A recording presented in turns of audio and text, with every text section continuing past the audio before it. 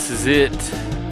This is the stream we've been talking about all day for like 10 minutes.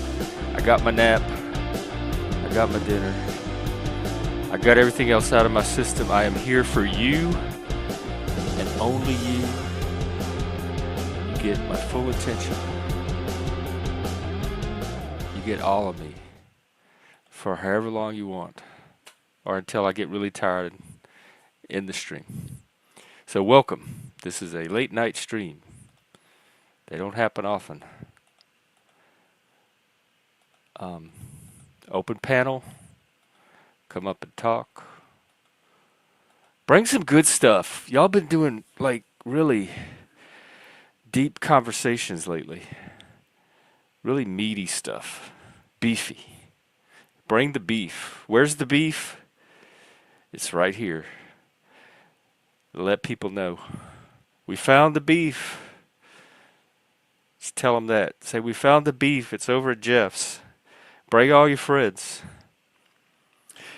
Let's see what the news is. I haven't looked all day. I'm way more into you guys and YouTube than I am even the world. Judge blocks Trump from using 18th century wartime act for deportations. I don't know what that's about. Let's see. He's trying to deport Venezuelan gangs. I'd have to look up the details. I don't feel like doing that now. So anyway, one of his things got blocked. They're attacking the Houthis in Yemen. The tornadoes have taken multiple lives. It was a big storm, and a bunch of tornadoes spun off from the storm. They're protesting at Colombia. Man, the amount of people that support terrorists in this country that would actually like throw their reputations away to put it on the line for people that are actively trying to undermine and destroy their own country. Social media really figured out how to push the darkest buttons of people.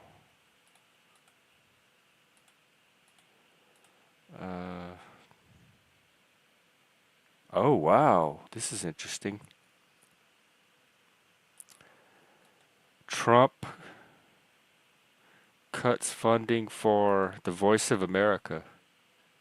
Do you know about that? It's this propaganda radio station that's officially created by the United States. And for a long time, Americans themselves were not allowed to listen to it. It was only for people outside of America, and it was to shape the way the rest of the world saw America. It was a propaganda outlet. And it was established in 1942 during World War II, and overseen by U.S. Agency for Global Media, which is an independent agency of the U.S. government. It gets funded annually.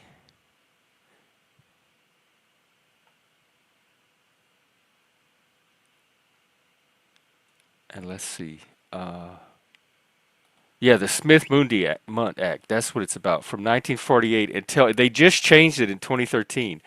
Voice of America was forbidden to broadcast directly to American citizens. It was to protect the American public from propaganda by its own government. So the United States knew what it intended to put out on this radio, and it didn't want the Americans themselves to be affected by it. So it forbid it to broadcast to actual Americans. It could only broadcast to the rest of the world. Anyway, Trump is cutting that funding. I would love to know more about, like, what is it saying about America that America doesn't want us to know? Hey, Helena. What's up? I'm talking about Voice of America radio. Trump is cutting its funding. And then in 2013, they revised the act and said Americans can listen to it now. It's not restricted from Americans. But I'm interested in what it was putting out that was so controversial. Maybe Helena knows. Do you know anything about this Voice of America radio? No, I do not. And I was in media, so I'm not sure what that is. And It's when this. I try It's to look it up, Yeah, I'm reading about it now.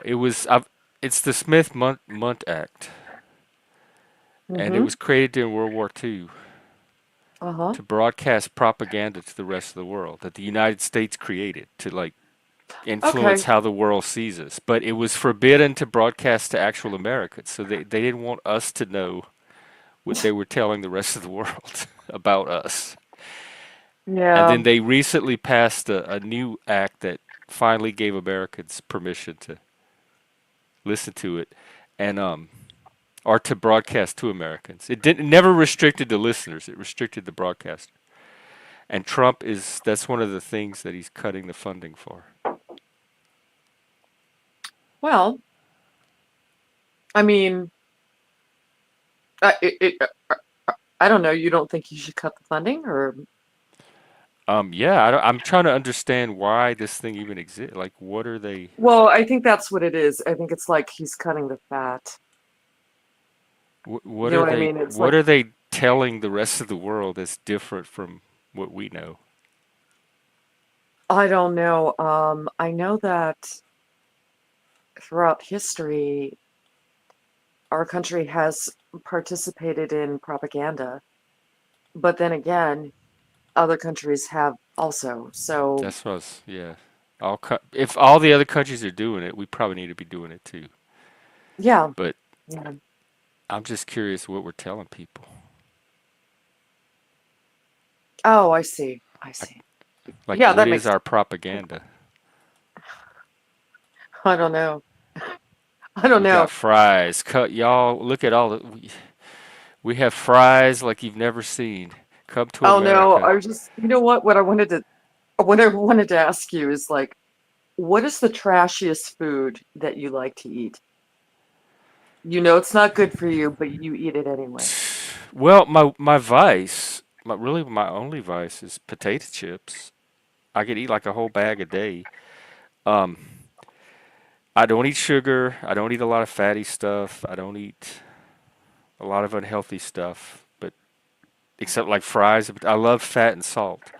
But as far as Hmm. trashy, like how trashy is trashy? What I'm how not low does sure. I'll, trashy go? well, I feel guilty because I ate half of a little bag of those, what are those called? Those flaming fries. Oh, the like Uh, the hot fries, the Andy hot, Caps. yeah, yeah, yeah. Like they have the texture of styrofoam Yeah. and they're real hot. Yeah. And I Y- I can't help it. I like them. And yeah, I ate some maybe an hour before you started this stream, and it's like this have no nutritional value whatsoever. oh, But the texture and everything, and I like snacks that are hot oh, the spice. and I haven't had yeah, those in forever. I remember they would melt in your mouth if you get them wet enough. They would just dissolve, I don't let them get wet enough. Just like like the cheese chomp, chomp, puffs chomp. used to do. Yeah, yeah, and I like snacks that are hot. I like almonds that are wasabi flavored. Oh, oh my God. Yeah, I like anything that feels like it's burning. I like them. So Is it yeah, that there's some kind of chemical something. that it releases that even though it's Yeah, painful, it releases a pleasure chemical as well. something like that. Yeah, it's like I don't care when I eat ice cream, and I could eat ice cream maybe 3 times a year.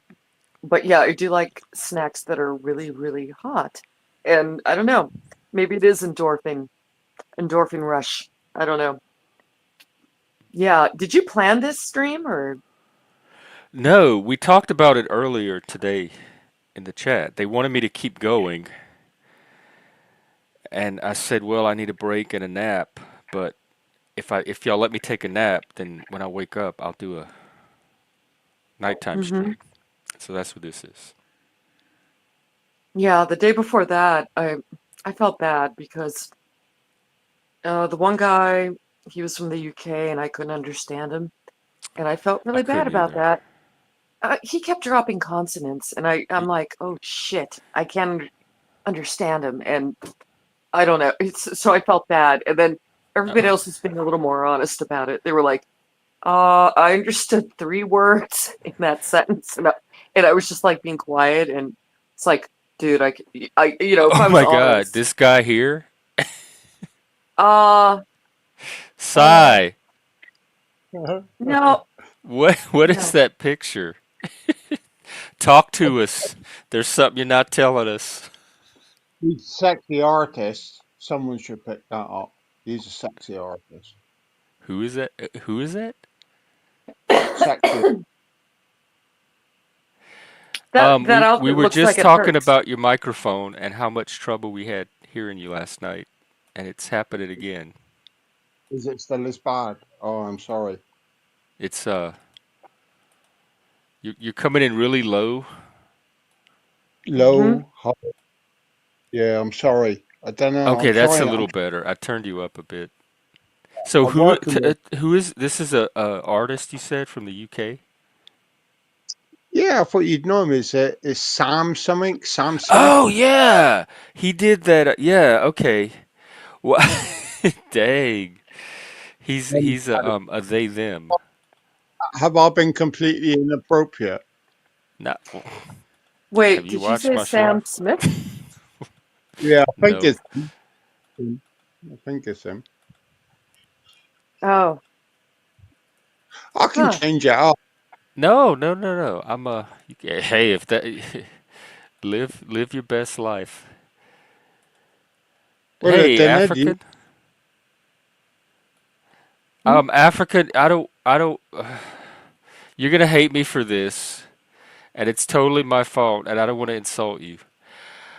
When I glanced at the chat, I saw Midlife Bro Logic's icon, and I didn't really pay attention to the name, so that's who I thought you were, and I just realized that you were Plastic African. So welcome, What? What? Oh, What is that? Is that like a group or something? Midlife thing? Is that a group? Midloaf. No, he's a YouTuber, a content What? creator. What's he oh. create? He creates live like this live streams, vertical live streams mostly. You know I what I'll see. Like do just to, I guess, make up for my. I don't know. There's he's, some. I'll drop his channel. he's a Oh, little bit. what time is it Well, in the UK? I wouldn't see it. I don't see the chat. But it's nice to meet the other lady. But nice to meet you. Helena. Yeah, we were talking about Oh, how we couldn't hear you the other night, and she was feeling bad, and but nobody could No, hear you. And tonight you're coming in a lot better, so we get to finally chat. I stole a better phone tonight. When I was out shot robbing today, I've got a better phone. I took it off a fucking little pasty white dude, Oh, and this. you just grabbed it. Yeah, yeah. I grabbed it on my left recycled. That's how we get the phones now. That's it. You got to be stealth. Stealth. The best invention stealth, ever is the EV bicycle. Nobody hears you coming. Do you know what I mean? It's the best thing ever. stealth. Well, you are coming in better. Well, listen, we did agree in the backstage we weren't going to talk about my sexual deviance of being Oh, I nasty. would Okay. never agree to something like that. I want to hear all about your sexual deviancy.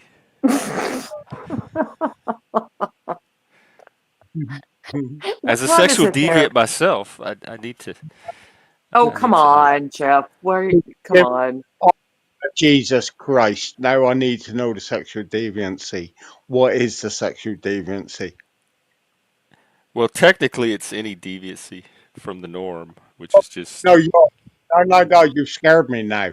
You're going to say like you like well, sniffing. BDSM, kink, that Oh, kind of stuff, Jesus. sadomasochism, dominant submission, Yeah, bondage, that kind of it's stuff. a big. Well, So you know what? basically, I don't you know. like the pay people to kick you in the balls. No, oh no, God no. That's no, not at all. I don't pay anybody. I've never had to pay, and I don't. I hope I never reach the point where I do. yeah, it's too Yeah, I've deviant. never paid in my life. Oh, no, I've paid emotionally and psychologically, but I've not had to Oh, open my yeah, wallet. sorry. Like, I'm not saying you paid, but so you do like being kicked in the balls, so you don't. No, I don't know where you got that from. Is that your dude? I don't Your know. little I don't Sam know. dude is his thing? Hey, Plastic African. Hi. Oh my Good god, morning. that's a Right? name, isn't it? Morning. How are you? It's Oh, been a I'm while. all right, man. Got a hell of a That's lot to got do. You that's doing all got to right, be a man? white plastic African. That's a terrible name. No, it's not. You've met him before. He was up here the first. Y'all all showed up at the same. I met you all at What the a same fucking time when terrible name. Bricky Good came that name. night. I'm only It's a good joking. brand. It's a I'm good bloody sorry. brand. I'm just having a laugh. Like I didn't realize this was like a Vero or something. He was all fucking What? talking serious. Oh, good. How's it going, Wow, Jeff? look at that hair. Yeah, man. Hey, You what know it. time That's is you it got where you Jesus are? hair. Oh, What time is it where early. you are? It's early in the morning. It's 6 o'clock in the morning. It's time to Oh, get up. wow. Did you Okay. just get out the shower? No. I must. Yeah, tell him to stop rubbing his fucking hair. We're gonna have an electric current He in a can rub minute. his hair. We're talking about sexual deviancy. He deviancy. He could rub his No, hair. it's not sexual. It, It's In my about hair. it might be for some people. You never know Yeah, who's getting I their bet rocks off right now. ladies. For the He's ladies. just grooming. He's just grooming, that's all. Male grooming.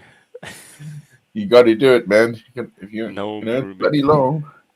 Really is. Anyway, what you been up to, Jeff? Why are you up so late? Do you know Because what? I told him that I would do a late night stream. Oh, you Do you They know gonna? what wanted me to pisses? keep going. I did like I don't know 4 hours today, and they wanted me to keep going. Well, the other night And you I did like said 6 hours. if I take a break, I'll come back tonight and do a part 2. Lo and Yeah. behold, you have. Oh, excellent. Deviancy. You have your sexual deviancy. Sexual deviancy to me is doing it with the lights on. You all got some weird. That is deviant. Yeah, I don't like Yeah. the lights on. I'm a Scorpio. In Yeah. the dark, under the I'm a covers. Scorpio I don't too. need to see anything. Yeah, I'm a Scorpio too. Mm. You got to I What's embrace mean, it. If you think you're that ugly, you need the lights off. You got to embrace it. I They don't think I'm obviously ugly. want, I just don't like to you be know. visually distracted. All right. Like, and she well, could be the same, or he could be the same. You don't want to be visually distracted when looked at your face or your body, and then it's like, no, well, let's keep the lights off. Yeah, I get that. I get that. And I don't I know. wonder how much of it has to do with your early experiences, because my earliest experiences were in the dark at night, and so like maybe it's just defaulting to that, What you don't go screw in the public, huh? huh? Yeah. You know, have sex in Or public. No, actually, well, Yeah. not real, yeah, not on any yeah. kind of Make it scale. exciting, eh? You Let me know, add this. I mean, I'm in the the gay. gay community, things always happen at the Yeah, bars. I know, Like I you know. consider I that have public. gay friends, man. I mean, they always say it's men are more. I'm going Yeah, to say, you know, it's easier for men than it is for straight guys and women. You yeah. know. We don't talk about the bowling alley here, right, or the Yeah. car park And you know, alley. We I have talk no about that. judgment. Never at a bowling alley. In a bowling alley, hey? No, No, I I've don't do never a had lot sex of in a bowling. bowling alley. Uh, It's and funny. now you're giving me a risk here. I've got to now go to a bowling alley and see if I can have sex in a bowling alley. Well, Well, Hey, you This, know never it, mind. this, I mean, every ball has 3 holes in it. So.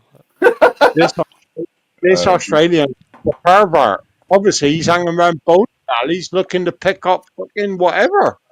um, That's That's all pretty of much what Australia. hangs out at bowling alleys. It's the I don't whatevers. That's hang a, out with alleys. It's a weird place to pick people up. they shag a wombat. They won't give a fuck. Australians are crazy. So Helena, this is what you missed the other Well, night. yeah, I just when it came on, when I saw, like, oh, Jeff has a stream. It's like, that's great. I can't sleep. So now this is what I got into Yeah, I because never know what I I'm have getting yeah, when I I have open a trouble stream. sleeping. Yeah, Well, this is yeah. perfect Yeah. then, because I'll probably be up Yeah. for a while. Uh, We, we, I, we I don't know. basically should do this as therapy and sell it for £12 a bottle because I've we been are the new trying to. This whole channel right. is supposed not therapy, but mental health support. Yeah. But Yeah. I'm end up giving it away. What are you drinking? V8 juice? Yeah, tomato juice. I like this Oh, I stuff. love that. Oh Yeah, man. man. Oh, wow. Bit of Himalayan salt, a bit of black pepper. Oh Yum fuck, yum. You, that sounds Good for so you, man. good. Mm-hmm. Yeah. you just squeeze it yourself. Do you actually squeeze it yourself? Or you You'd be that's good advertising because now I'm craving some Yeah. juice. Oh, I love it in the morning, man. So, and a green tea. I haven't had my green tea yet, or robust or something like that. I've got a busy day today. oh, Uh, we are. Well, Taking it's somebody to the Sunday hospital. there, huh? You Yeah, I'm working? taking somebody to the hospital. They're going for Oh, a procedure. And they want me there for them. So oh, I'm going to be there, go through what they have to go through, and make sure they're going to be safe and get them back home and all that stuff. oh. One of those yeah. Come storms. on. Yeah, come Wow. on. That's what you Mm. got to do, innit? Pull together for the people you love. So we Well, all do Yep. that. yeah. I mean, it's up and down. Life is full of crisis, constant, and it never gets easy. But you take it with the blows. There's lots of things happening in my life all the time, mate. It's I've had a fucking one hell of a fucked up life. But Sorry to hear that. no, But no, sometimes sorry, take the man. little thing. You got to It's take the life. little thing, pluses, the little wins. You Yeah. just Well, without got the to see bitter, the. you don't know the sweeter. That's the truth. Yeah. So be there for everyone if you can. As this world is going crazier, you can tell you that it is. People are Good losing their human. shit. Be a good person. Be a good human. That's all you could ask for any of us. And Yeah, I know. the work Well, sometimes well, don't. But yeah, but people want rewards and gratification on things all the time. But we've become very self-centered, haven't we? Humanity, and Well, we're but very weak, humans are. fickle. Yeah, I We're know we are. both. Jeff. I know We're both. it's difficult to be a strong, upright person, like literally. it's how. Oh, this is deep. But it's how deep you want to go down that rabbit hole, Mm. because you've got to say, well, we've been programmed to be like that. No, not. So I mean, yeah, okay, you could say that, but Programmed by we're all, evolution. but no, you but know, we're all. What is the word? Fucking hell. Early in the damn morning, I should make coffee. Um, when we do it to ourselves, you know what I mean? It is. It's amongst our peers and that where it starts. I think, and our parents. I mean, that's the point, isn't it, Jeff? With psychopaths and that, they have a different way. Is it psychopaths or narcissists yeah, and sociopaths? You know, until it's a chemical. Well, that's we're where you understand we actually do that to ourselves. We inhibit ourselves about how we feel. We inhibit our repeat and talk to. It's that when you cross that point, you think actually it's a system that's trying to push that on you What and not system? the individual you want to be. Sorry, that's the deep, What's but stopping you from being what you want to be? What system?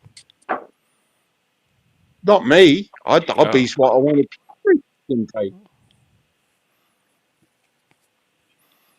I mean, I have you seen some of these people out here? I don't want everybody just being what they want to be. We need some kind of You talking to me? socialization. yeah. I've seen. Don't you think they use the word narcissist too much, though? Yeah, but they use too many of these words. Listen, what happened to he's a good person, she's a good person? We've got words for everything now, other than just saying, oh, yeah, they're a nice person. They're good. Oh, I spoke to them every day. They're nice. And like your human interaction was always that way. Now we got words for everything. And then once you're pigeonholed in that word, then you're that person. So The other person won't speak to you because you've been pigeonholed in the narcissist's pigeonhole. Has So that I happened to don't, you? Has that? I don't know. I think sometimes you should just like, I don't know. It's like, well, at that, what that person did there, they were acting like an asshole. It's like, Yeah. why don't we go back to asshole? Why does But that? I never really left everything's it. a psychiatric diagnosis now. And then I don't know. I just think they're overused, but that's just me. Why is the point of where a human can fuck up and you just think you fuck up and then just move on and you go again? Now it's got to be Yeah. labelled. Now you be labelled for the rest of your life. Oh, she's this or he's this, and you think, Well, yeah, oh, that's what I'm saying. Yeah. Yeah, but for the right? youth it's difficult because they have to, they're in the social media upscale, aren't they? So they Yeah, record their lives, and then their lives are as they grow up are growing with them. yeah. Unlike us, we grew up in analog years where, Hmm. we can look back, maybe have a photograph of how stupid we looked with our haircut, and you can go, haha, look how dumb you look. These days, it's like literally videos that carry them on.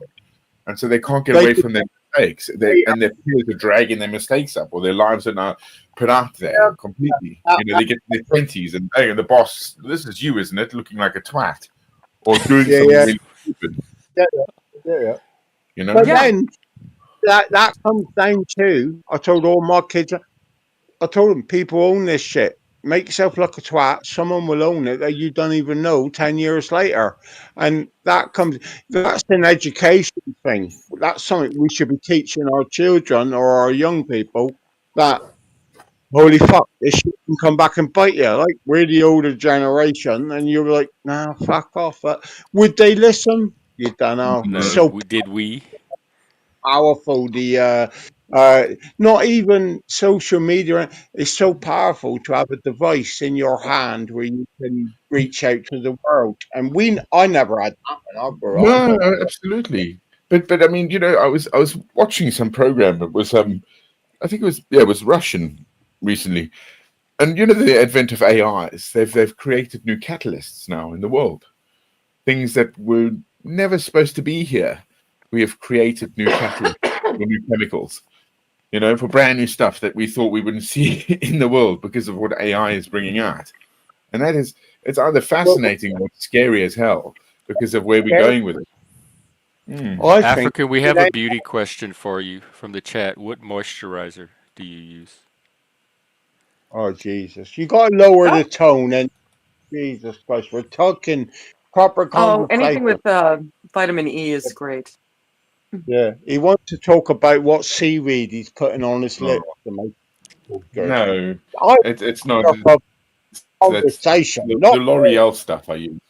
Oh, For men, L'Oreal. It oh sounds Jesus. fancy. L'Oreal. Because I'm worth it. I don't I'm know. not worth it. At I'm least you Is it moisturize. worth It's it? I good don't even to, know. to eat moisturize. no, yeah, big Yeah, believer in moisturizing. very good. Every day, Yeah. lad. You guys take The, you can Manuka never honey, find things like that. You should take What's things it? like it's a What that is as it? bowl, well. Manuka honey. bowl of Oh, okay. on That's rust it that that over. that, You put that it on your face? that's like, no, you eat this. This is like Oh, $30, maybe no, $40, $50. This. So Oh. it's good for you. It's medicine. It's a medical honey. Manuka honey. Seriously. You start taking things Does it like that. does it come with a free wife for the weekend Oh or something? no. Things are expensive, buddy. Our kimchi is really good for you as well. Like fermented stuff. It's redone. It's good for your guts. Your gut health is I think everything really. The gut and the mind are like the same, if you will. What goes on in your gut helps what goes on in your mind. Because you're not Hmm. born with some of those things that you develop them as we grow, as we develop. If Are you you didn't have really? them, you'd be dead. And Are you really keeping a good gut health does it like? calms you I'm down. not. I'm not making assumptions on it, but do you eat meat or are you dairy free or No, like are you? I eat everything. I will eat everything, but in moderation. I don't like eat just meat. Fish, and that's another problem, isn't it? Our fish is contaminated because of the leads and metals in the ocean. So you mm. can't But really have what bottom feeders and stuff. do you eat? That's Farm raised fish? what farmed fish. Yeah. No, I try to eat wild stuff. I mean, when I buy things for quality, and I go out of my way to make sure I spend a lot Lead of money. doesn't sound quality though. What? If it's fine, Well, the Lead might, contaminated fish. No, but we all the, eating it, like plastics I'm not. within I our don't eat fish. water. No, but it is all there. If you take, people aren't saying it as well. Half our meat is full of hormones that they do. Trying to get some good yeah, I stuff. mean, I grew up on McDonald's, so it's like I'm used to. Yeah. I don't expect a lot from my meat. well, yeah, I don't know. Do you guys remember your dreams? I had a yeah, dream I do. tonight. I had one of those dreams Mike was talking about, where Too it was much. like so good that you when you realize it was a dream, it's a crash. There's a crash that comes with it. A My I crash? was at lady, this amusement park that I used to go to as a Oh, child, and we had the map, oh, and we were walking around like picking out all the rides we were about to ride, and I was so excited. And then I woke up and I'm like, it's a damn dream. I'm in my house in mundane yeah, reality. yeah. Um, Last night I had a dream about the Loch Ness Monster, which I know isn't real, but when I was a little girl, I thought it was real, and I was fascinated by the idea of it. Wow. Have you ever been to that Loch Ness? I I, haven't. I'd Oh, go though. I would go. mad. It's very thin, but it's uh, long. And I mean, Yeah, I bloody know. long. Yeah.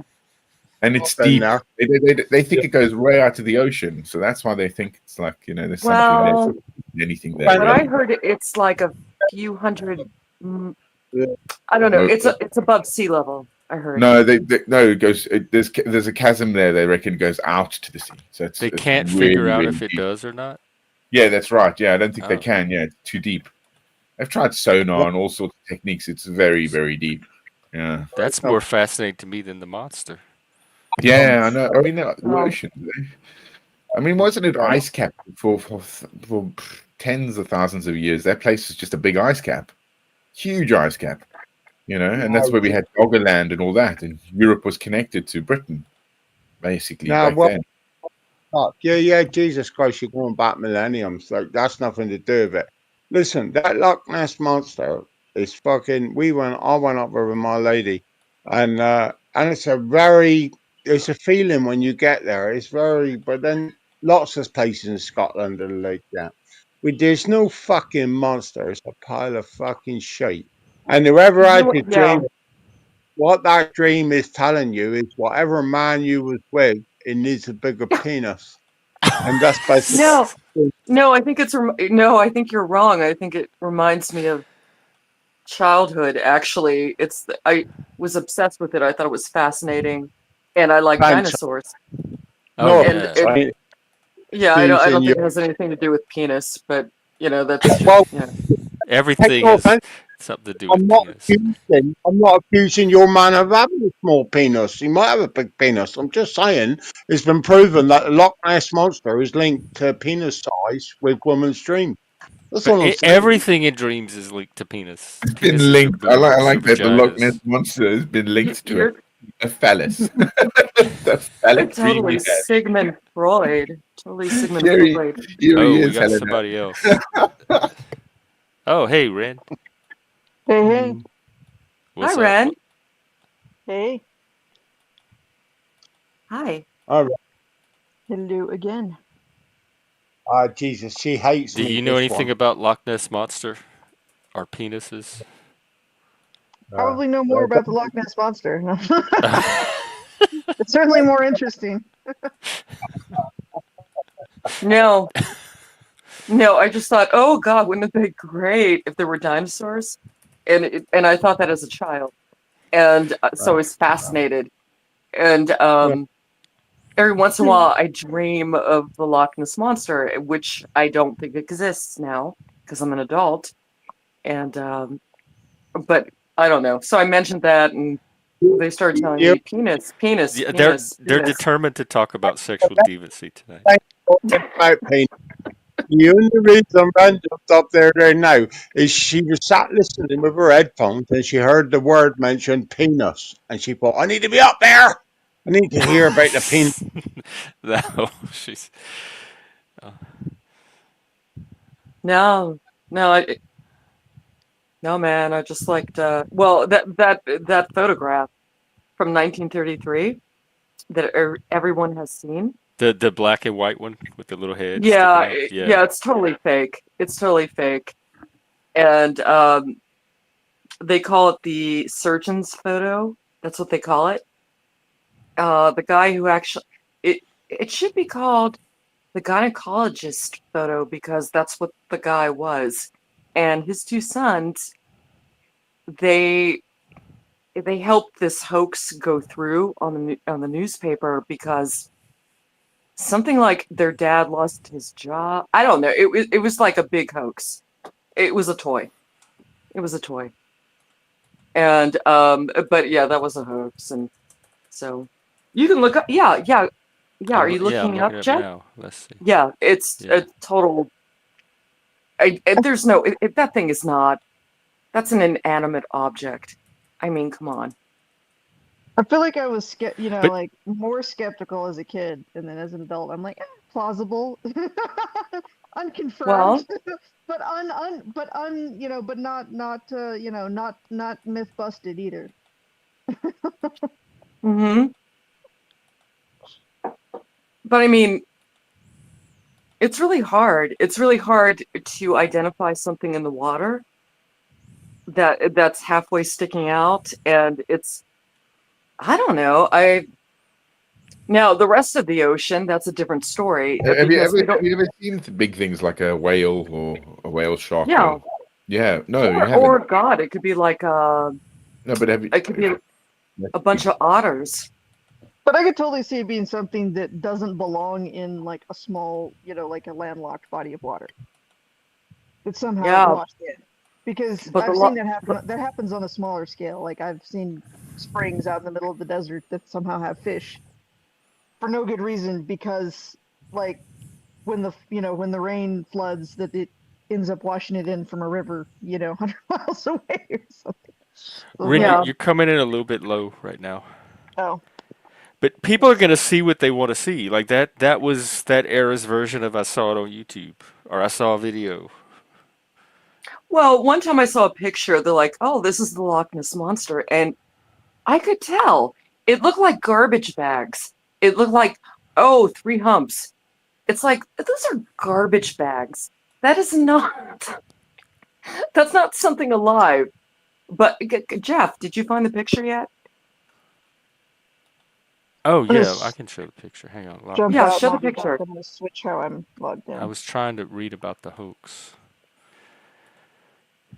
Oh, that's complete bullshit. Do you remember the girl? There was another girl in England, and she fucking did a thing, and she found pixies in Oh, her garden. Yeah, I Just was looked gonna like say the fairy hoax. They made a movie yeah, about it. like yeah, that. yeah, Thing. yeah, that was like the guy Yeah, who wrote Sherlock Holmes and Harry Houdini were interested in that, and they were involved. Yeah. story with Loch Ness monster, and they reckon it is true. And it's this cameraman, and nobody said he could make money taking pictures. And he went up there, that Loch Ness, and he put and the Loch Ness monster was literally about a foot long, but he done it and made it look, and he put cork on it. It's a fascinating story, and they reckon that is the truth. And he did it, and he got like back in the day, he got fame. He caught a picture of it, but his daughter came and said, "Yeah, we set it all up ourselves." Like, and it was, and the way he took the picture, it looked real, but the thing was like tiny, like you know. But yeah, it makes you laugh. Like CGI is a thing now, but the fuckers was at it in the 40s and 50s.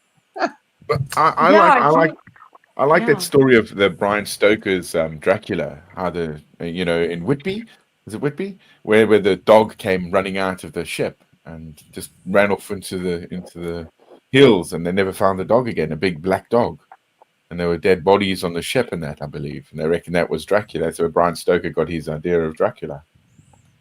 That Oh, We I thought it was him walking through a graveyard and No, no. It was there was a ship that came on. This is at the Yorkshire, up in Yorkshire, and it basically landed. Nobody survived, and when they came to inspect it after the storm, the hull had been breached. And as they yeah, went to a massive black dog. They say and this is multiple witnesses there, came jumping out and ran off into the hills. And they reckon that's why you got the idea of Dracula, because Dracula can change. Yeah, but even Whitby, it's got like a day once a year because my missus wants to Yeah, go. that's And correct. Yeah, but the Goths go there. Yeah, that's right. like, And got the Dracula and that's fucking. Yeah, you're bang on. You're bang on the fucking yeah, money. You tell yeah, I know that. Yeah, that's why I like that. And also, of course, Mary Shelley's the way she came up and then one weekend to write Frankenstein as a dare, as a bet, basically. And that Yeah, was I know that story. I know that They that's made a story. movie about that incredible. too. That's got to be like out there, and then again, uh, credit has never been given to women in that regard for a long time. She got credit for it. Yeah, but You know what? That really became hard for iffy. her because she was afraid Yeah, they give credit to her. Credit to what the hell? Percy.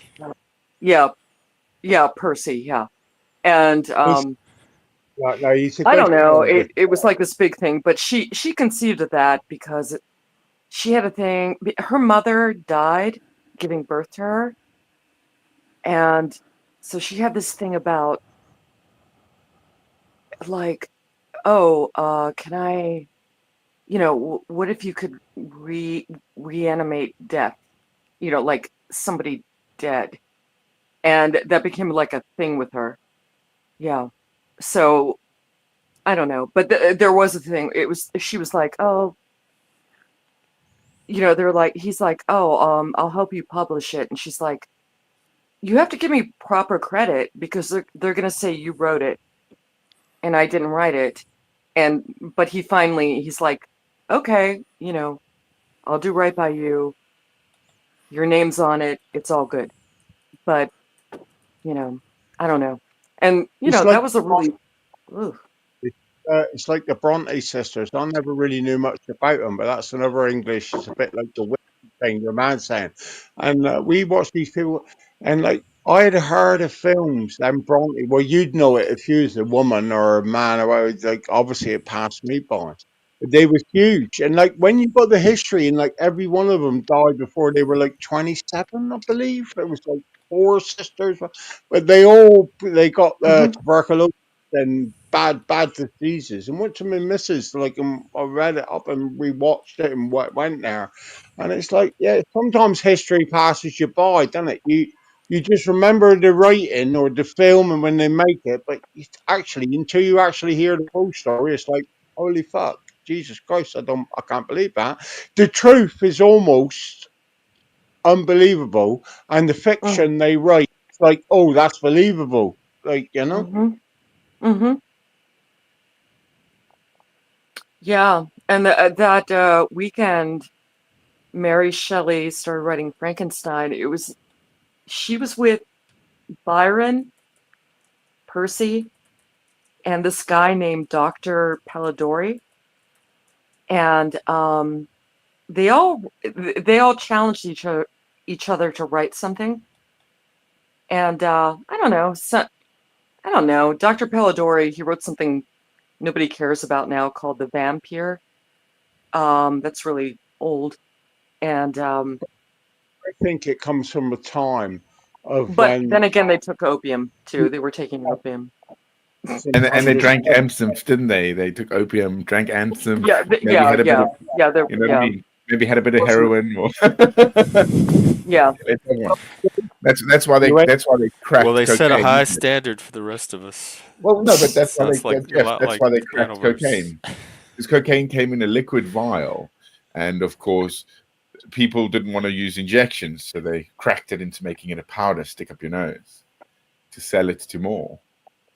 And I, yeah, yeah. and I'm and I'm, Yeah, I'm what not sure, but I think you heroin was created to it was alleviate the side effects of yeah. cocaine. Yeah. I think they called it It was an liquid. elixir or something yeah, an elixir, and you had it in a little bottle, but it was what do they call it? Mother's Ruin or something. Years went later. A mother's ruin is gin. That's gin. Yeah, Mother's ruin. not Gin. before gin. It was they called it elixir, or that's the way they took it. But Yeah. it was, Granny's elixir. that was the original mother's. That Ruin. was the mother's ruin. Oh, But years shame. later, it's gin. But yeah, if you look back at it, it's quite Yeah. interesting. It's like, oh, Yeah. wow, I like mean, stuff through like years later, and like you know, sometimes anything you do bad, they'll say like, "Yeah, it's that thing," but it's like, oh, it was called something else 4 years ago. But yeah, yeah, sorry. like they say, it's the web, isn't it? It was Attila the Hun that pushed the people out of Rome who created Venice.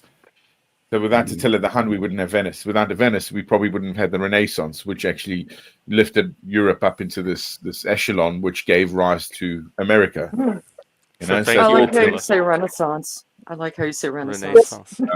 Ren, Renaissance. how's your mic? Are you back? Did you Yeah, ever is it better? Yeah, oh, that much better. Okay. Did you see the statistic about Attila the Hun there, how his gene pool went with DNA? That was I crazy. thought that And was it was what's his face? Genghis Khan. Genghis Khan did that because he married his daughters and then killed the sons that he married into to gain his empire. Attila that way. what the fuck? Like, what the fuck? This bloke must have been trying to force someone shagging. And it was like the gene pool went right the way across Russia, Europe, and yeah, Well, crazy. I'm not gonna lie. It's like, dude, knock it the fuck off. What the fuck? What are you doing? It's like with your sperm. It's like, okay, What are we you get doing it. with You're your sperm? fertile. It was You're fertile. We get it. We get It it. was It's like Jesus Christ. I don't know, but I it don't But know. was the thing is, times like nowadays, you just want to put it over the face. You don't want to be putting it in the other hole. And like that's what I'm What saying. hole? Times is oh my Okay, I'm god, waiting that's for an explanation. We're, finally, we've gotten back to the Loch decency. Ness. That's what it's about, baby. Loch Ness. Oh, Loch Ness. Oh, has anybody here in the panel been there? Anybody been Sai there? said he went. all Oh, right. tell me about it. Plastic, have you? I've been there. Yeah, I I've been looked up Scotland. Yeah, I- yeah, loads of times. Yeah, I mean, in that all around, man. Yeah, Scotland's. I mean, Okay, so that's every Inverness, right? every Inverness? pub was the price of the pub down the road because they said you could have a Nessie pint, a Nessie burger, and it was like cost a fortune. You went 3 miles down to the other lake, it was fucking half the money, like you know. So I think they're playing on it too much. That fucking Nessie. Well, yeah, I mean, tourist trap, but no, I just wanted to know what it was like, and the Oh, closest thing we have here is Lake Champlain. it's true. That's the closest thing we have here in this country. Nessie, you don't need that legend. It's beautiful, absolutely beautiful. A spot, and Yeah, a lot you pull in, and you'll be like, wow, this place is yeah. crazy.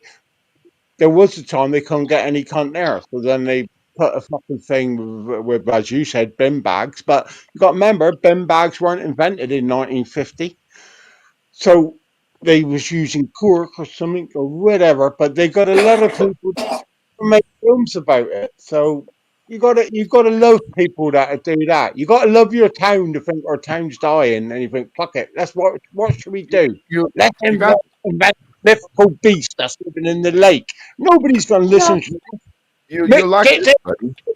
it up. We're gonna get it into the news tomorrow.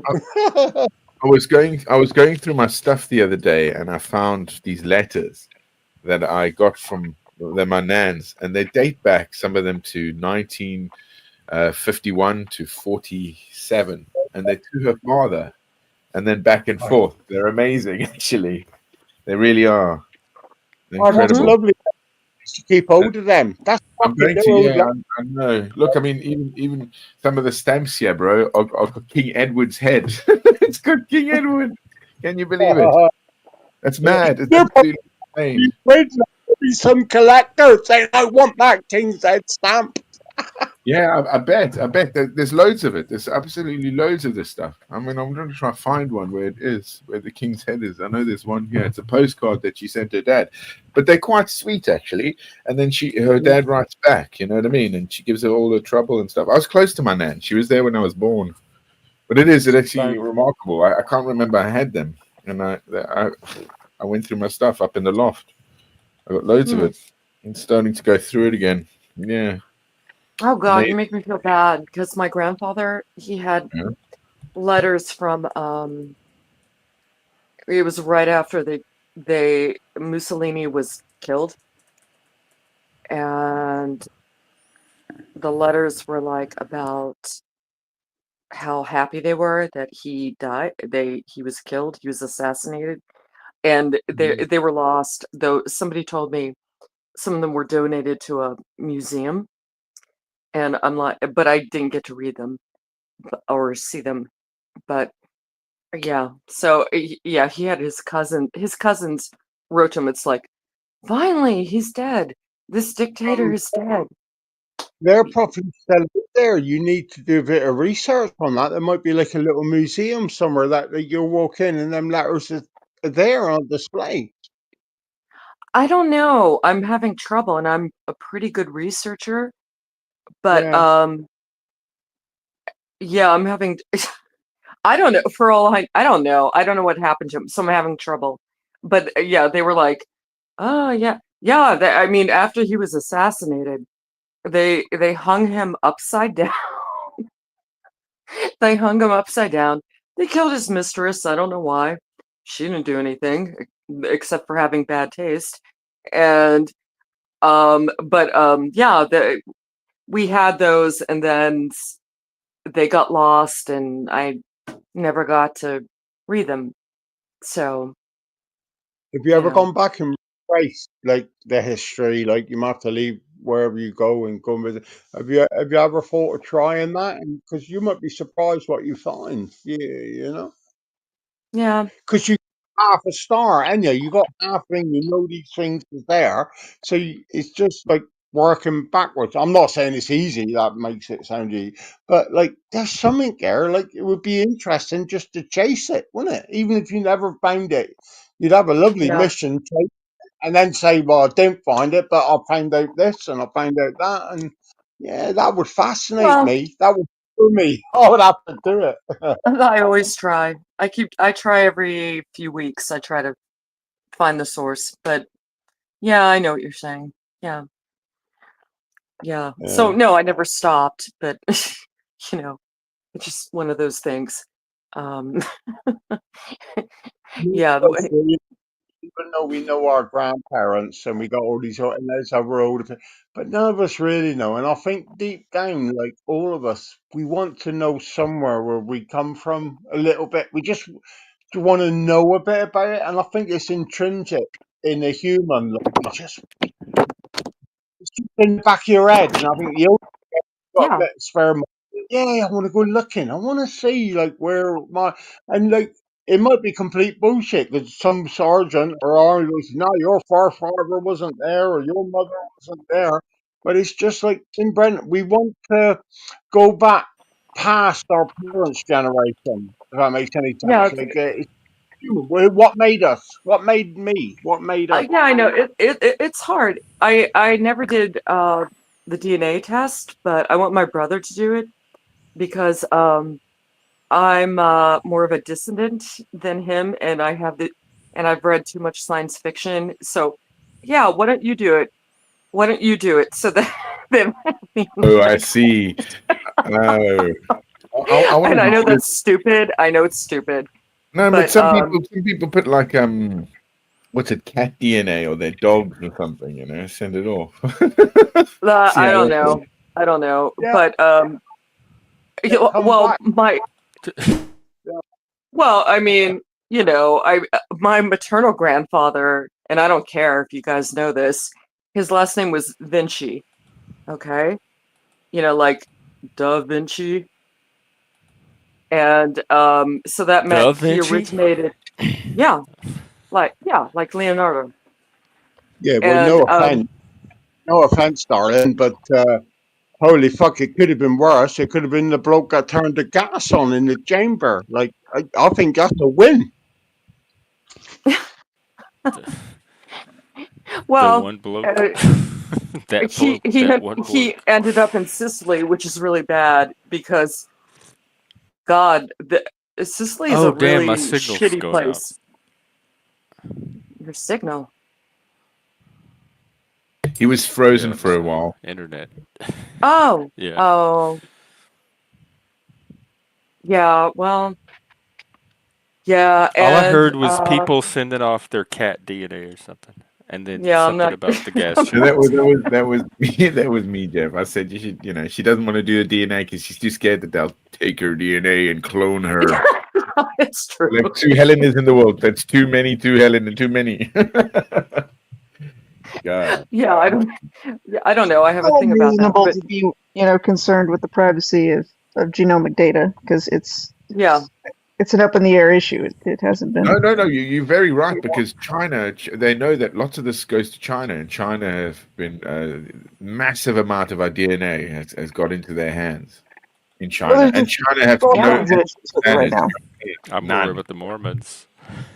Hang on. Yeah, but the Mormons do genealogy, not DNA Yeah, values but on that. like think of what the genealogy they Well, could do if they well, had all our no, but DNA. And the law enforcement issues are a pretty practical concern. yeah. Yeah. Oh, yeah, but do you know? We had this thing in this country, the UK, with the Rotherham. So they had these. It's still ongoing in some respect. They had these grooming gangs or sex gangs, Yeah.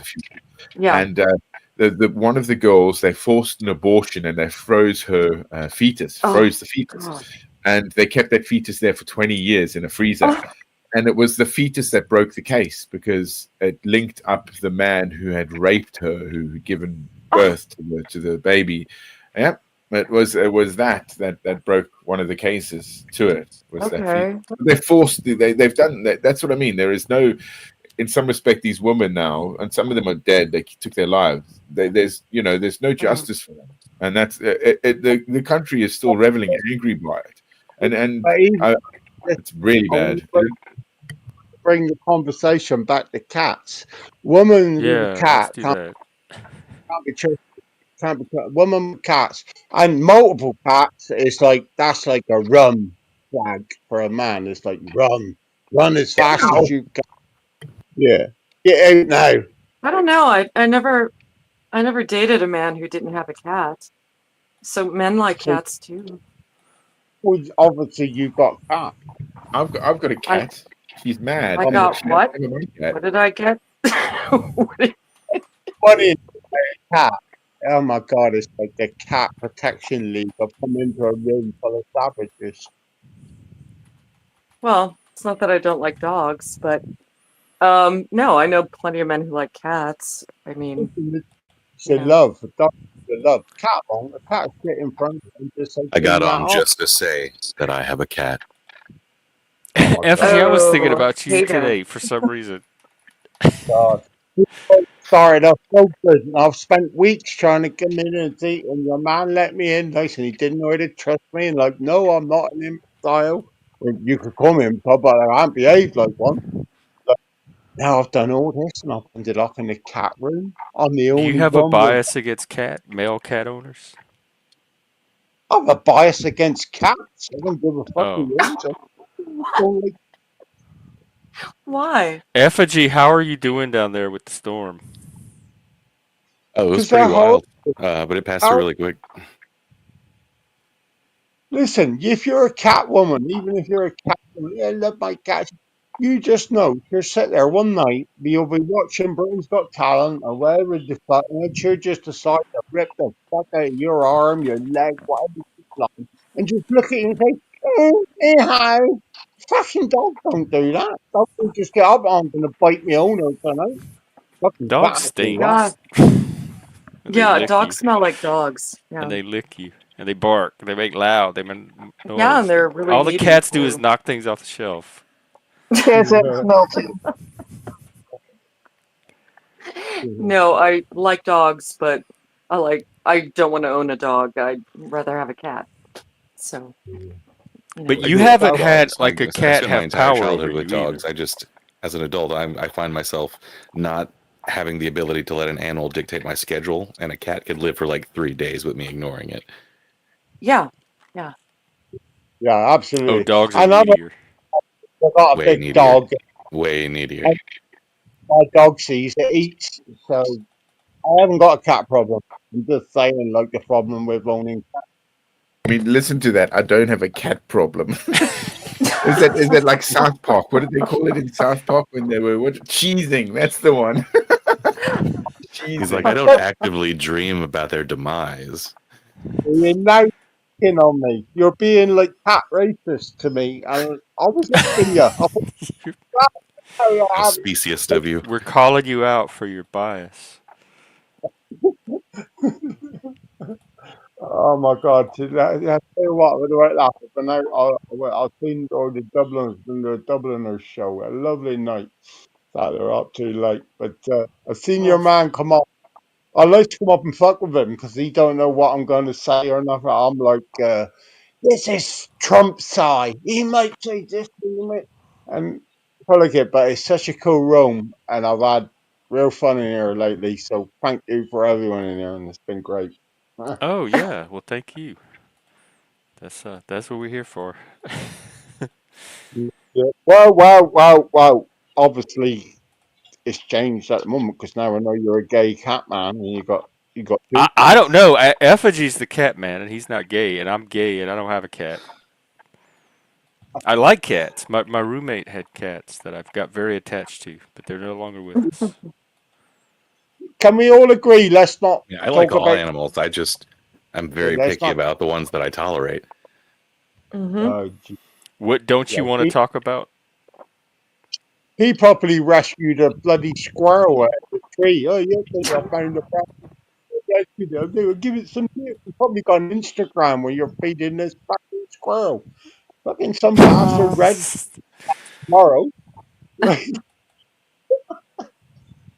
Oh, yeah. I have a cat here right now. Oh no, no. Yeah, mine won't leave me alone either. He must hear you talking about him. Yeah, It's gonna die. It's finally gonna get taken down. It's gonna be Cat McGavin. And they're gonna just all. cat MacGyver. They're all gonna do a flash mob, and you're all gonna be there with your cats. Oh! No, it's just one cat.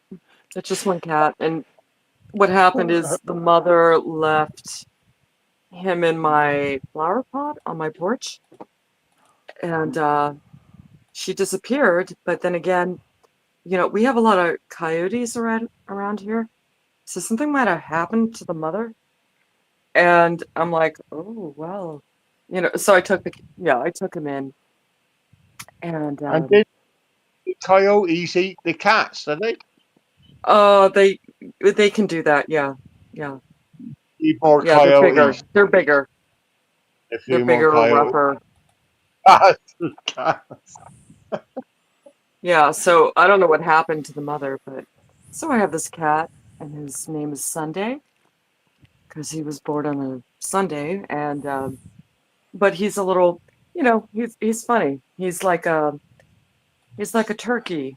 He's an alpha. He wants to take control Well, of the farm. He there was, The yeah, there was, Manu. Oh yeah, that's what we used to call our cat. do you remember there was a song? It was like "Smelly Cat, Smelly Cat, Smelly Cat." And I knew it was a joke. What was that? It was off a show, wasn't it? Fucking was it the In-Betweeners or something? Smelly Cat? The fuck did that come on? Might have I don't been know. that. Yeah, Smelly Cat, Smelly Cat. Someone have to Google it. You Smelly Cat, Well, all Smelly I Cat. know is Monty Python. I love their sketch "Confuse a Cat." Yeah, You know, absolutely. Oh God, love Flying Circus. the best scene ever. It was Life of Brian when they do the stoning scene. And like they'll do the Jehovah's and then the cunt starts out and then they're stoning him. Yeah, ever saw that scene? Oh my God, Monty Python. It's brilliant. And it's like, no, don't chuck the stones at me. I weren't talking about Jehovah, and then he goes, Jehovah, and they're all fucking stones again. Yeah, I sound terrible. If you're not seen Life of Brian, you won't get that. But I tried it's to very, watch it. Oh, hmm. yeah. Oh, there's bits in it. It's funny. That's funny, but They got a lot of shit for making that movie. A whole lot of shit. The Church of probably England could came down on them. be made now. The church You doesn't know have any what? control over people with When movies I people make. watched a They double, tried to come down on I The Exorcist too. watched a What? double. And the Evil Dead. Wasn't the Evil Dead as well banned in the UK? I That Really? thought film's great. Yeah, I think it E- was the The original original Evil Evil Dead. Dead was a college thesis film. Yeah, yeah, I know, Sam Raimi. But it's fucking brilliant. Yeah, I think you're giving the Raimi brothers, yeah, you're giving them too much credit. They endorse the film as like schlock, and it wasn't a thesis film, but they got all these they got dentists to, like give money to the film, and I don't know. Yeah, I don't know. That's a rough film. It's real schlocky. It's real schlocky. I've seen it. I've seen the tree rape and all that, and I don't know. But yeah, it wasn't a project. No, I What no. was it never called? I thought that's said how The Evil Sam Dead. Raimi knew what's his name, the guy who played Ash, Bruce. Bruce. Bruce Campbell. Bruce Yeah, I thought Campbell. Yeah, they were both in the Bruce. same school at the same time. We can That's look right. it Yeah, up. Yeah. yeah, they're buddies. Yeah, I've got the book somewhere about the whole thing. If Hmm. you Yeah, know, Bruce Well, Campbell. yeah, the movie's definitely more indicative of the kind of like oh, slasher it gore was. stuff coming out of the yeah. late '70s, The original one over is extremism kind of film. Yeah. Slash That's why he had That to was horror. make part two, didn't he? out in Britain for years. There was The Exorcist, and there was another film. I can't remember which one it was, but they banned it in Britain because they said it was too satanic. It was going against religion, like Hmm? And here we are handing it out to the Muslims, huh? Oh, that's racist. That's very racist. Hey, Islam is not a fucking race. Don't pull that fucking card.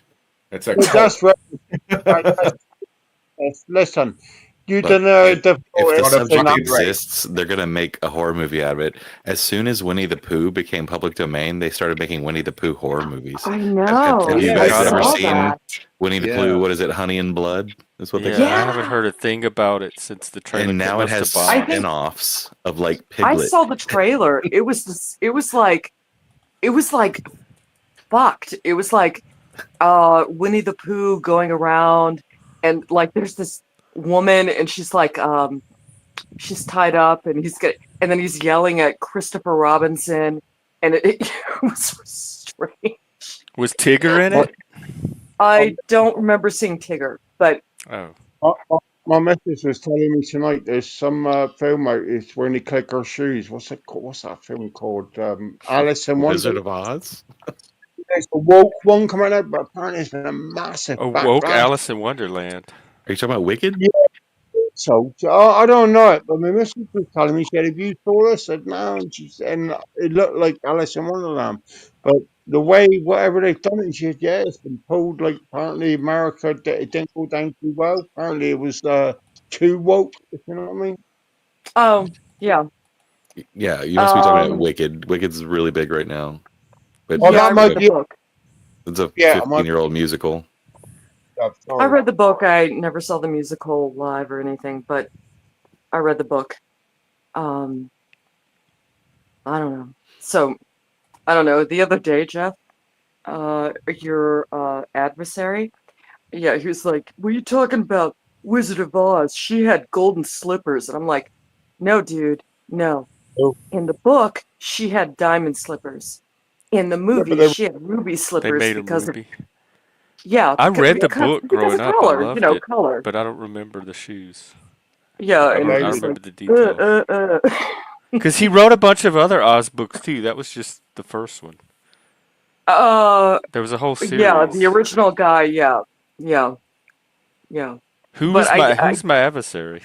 Um, what I was thinking, wasn't how many books were there? There wasn't just the one book, was there? It was an array of I books. think there were Yeah, it was three. a whole. There were Let's say three. Yeah, Frank Baum, yeah, yeah, and it's actually an interesting story. because I had them and I used to read Yeah, them and I loved them.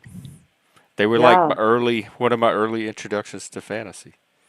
yeah. And then they made a movie with Feruza Balk, who was in The Craft, and The she was craft. in.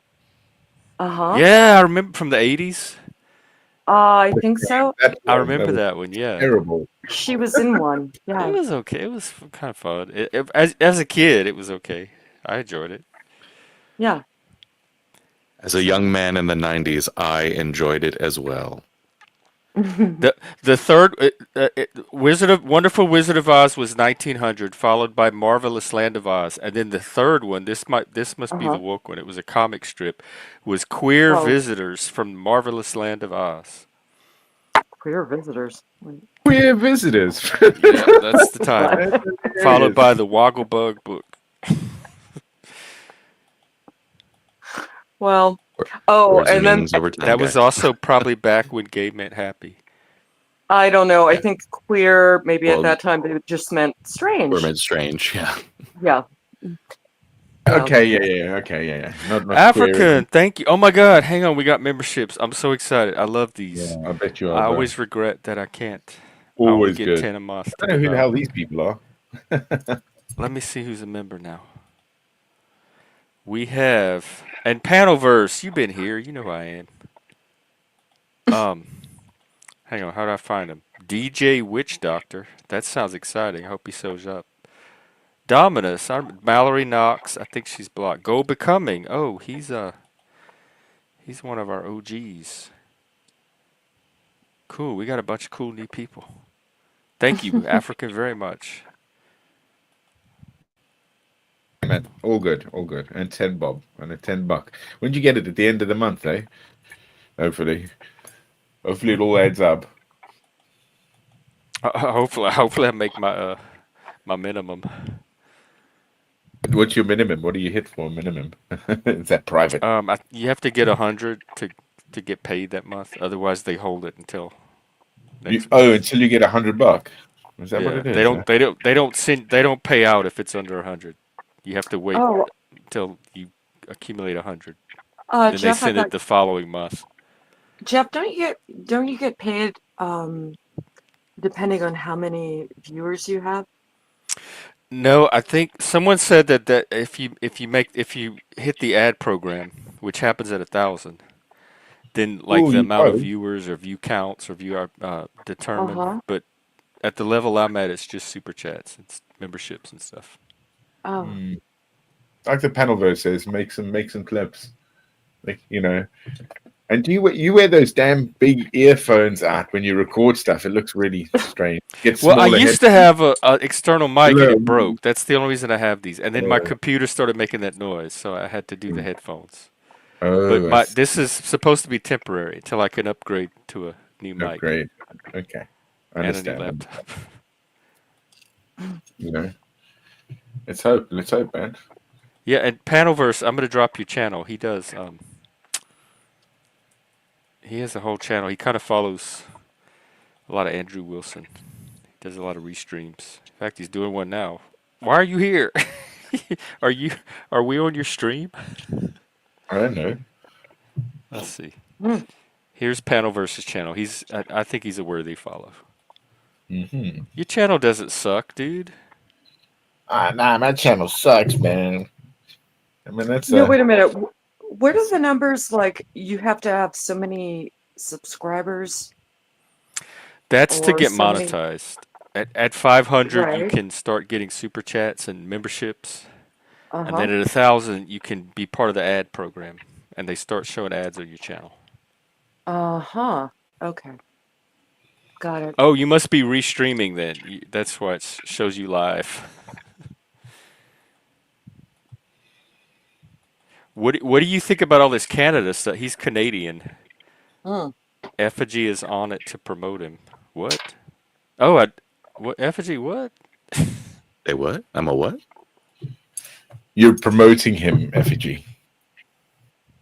Well, I think you've got some rival here. Oh wait, I'm on Channel versus YouTube. On Jeff. I don't think you're on his one. On Jeff's one. I don't. That's what I'm No, trying it to just figure out. said What Effigy this? is promoting him. I don't. I, Oh, cool. That's like Bruce Campbell there, Effigy. You've changed your avatar. That's like almost a Bruce there. Yeah, I like it. Groovy. Groovy. Yeah, man. Bruce Campbell was one of the ones that, yeah, man, I've met the guy. He's one of the ones I'd say, he's cool, man. I like Bruce Campbell. I like all his films. Yeah, All his collection. I even liked him in Burn Notice. Did you guys ever see that? Oh, yeah, Burn Notice is all right, yeah. And then Yeah. the other guy. I liked Yeah. him in it. You know. Yeah, he wasn't bad. Well, yeah, Bruce Campbell plays Bruce Campbell, really. I think Yeah. Bubba Hotep. I think Bubba Hotep is one of my favorites there because of the way it is. You know, Oh yeah, right. one of the old age home and he's That is, back yeah. park. You know, That's yeah, a great- he's Elvis. brilliant He's story. That's like a great one. Elvis. Brilliant. Yeah, I remember that one. I love his work and the Sam Raimi verse with like Hercules, Xena, and all that stuff. Like, Yeah. Yeah, he was like a Robin Hood character yeah, type and character. yeah, Yeah. so many people would show up on that show. Sam Yeah. Raimi's brother was always showing up. they had a TV show of Ed Evil Man. Dead. I don't remember that one. Xena. Yeah, the Evil Dead TV show Yeah, was they kind of did. great. Yeah, Yeah, and then I'm sure they're making another Evil Dead. You know, not the last one they did is a horror, but they are making another one. I am very sure of it, and they are pretty good. I thought They did make another one. It was really the Deadites. uh, I like that. Well, the Deadites. was it the 2015 remake? It tried to make a true horror film out of the Evil Dead concept, but the Evil Dead was always kind of a Is that horror the Army of camp. Darkness? No, That's- Army of that's- Darkness is the third in the Evil Dead trilogy. The I original saw. That's the trilogy. one I saw. Like I think that's the only one oh. It's the that I've funniest seen one. through. Really. And Oh, I it was love the those good. three It was movies. like I've always a- loved it those was three a movies since I comedy. was a kid. Same They And tried the to fact that all three of them are Same. completely different. Yeah, They tried to when make a TV show out of Army of Darkness. They did. And it's a very vague memory for me because I was did they? much younger, but it was like it died. They killed it because it was like, and Bruce Campbell wasn't in it, but it was like they tried to make a show out of Army of Darkness, and it was like, nope, this sucks. Get rid of it right now. Oh, So it was gone. I guess they did because I They hadn't really did. heard of it. Yeah, yeah, yeah. I And mean, then if you took like how like directly stylistic like Sam Raimi is in his directing, those '90s TV shows were as much just like, especially Army of Darkness, as anything the Raimis have put out. Those one-liners. I mean, I could almost hear some of the lines that Hercules said in those lines coming out of Bruce Campbell's mouth. You know,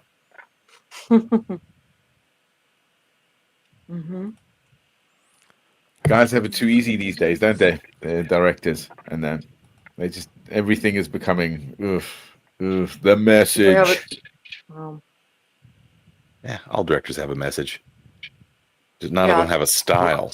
Well, I guess Yeah. I think guess cinema as an art is becoming saturated. It's gone, man. There's It's not gone. a lot of new places to go with I it. mean, to what are innovate. they remaking? Stormship Troopers, aren't they?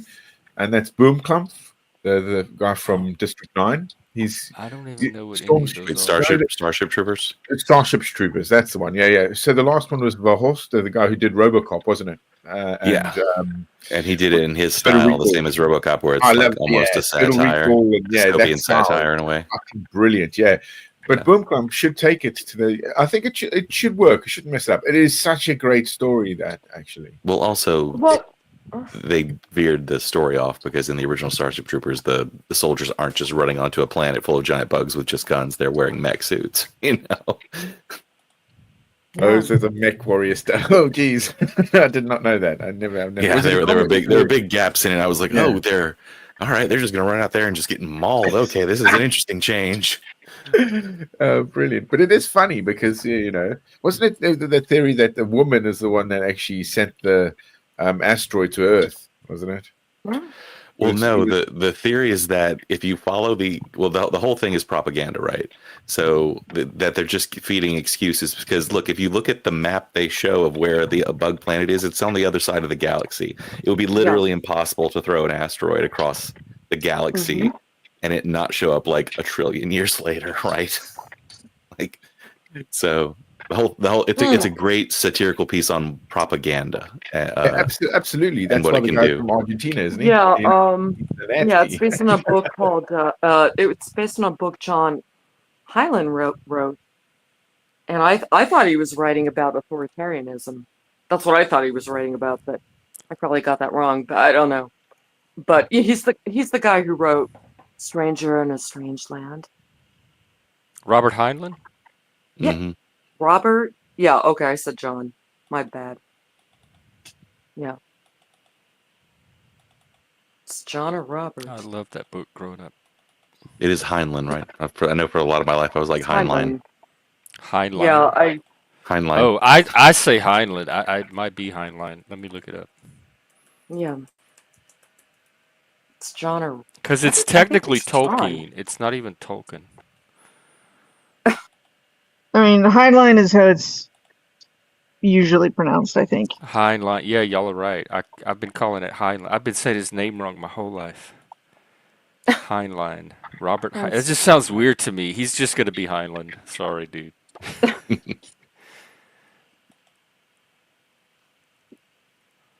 yeah. So Starship Troopers came from him. Um, people disagree what he was trying to say with it. Yeah, I could see why it would be in vogue now, because there is a stripe of people who are down with the idea that democracy fails and a bunch of veterans would have to set up a fascist government to keep Yeah, everything they're running. called Oh, wokies. I mean, I play Helldivers, and that reminds me of the universe of Stormship Troopers. It's interesting that this is the mhm. Oh, way for that sure. the way Well, do you know Helldivers? I mean, it also just kind of reminds me of the Warhammer 40K universe. I mean, that's I mean, I Yeah, got that too. But yeah, that's more Roman, isn't it, Cameron? That's more of a Roman temptation. definitely. Which is Yeah. you spread off a lot of it, didn't it? I mean, if you go back to like the old prophecies, it was Isaiah that wrote about the lion, which was later on in turn became the Roman Empire, and that created everything that we have today, the Western foundation, if you will. That's why it's like so sad to see the youth of today not understanding it, and even the academics ignoring it as well within it, because why bother going to the past? Things should go forward, right? But Yeah. if you don't know your past, you don't know where the fuck you're going to go, and we're just going to repeat ourselves again, which we are. No, what I'm surprised about is nobody has tried to um, make movies of Kurt Vonnegut stuff. There was one movie, Slaughterhouse-Five. Nobody has seen it except for me and maybe 6 other people. And I wrote a dissertation on Kurt Vonnegut and his work. Uh, but nobody touches his stuff now, and that's very strange to me as well. Because it was about how automation changes humanity. Yeah. hmm What's it called? Slaughterhouse Five? Is that the one? Oh yeah. Yeah, Slaughterhouse Kurt, 5. Is that the one about the yeah, Kurt military? Vonnegut.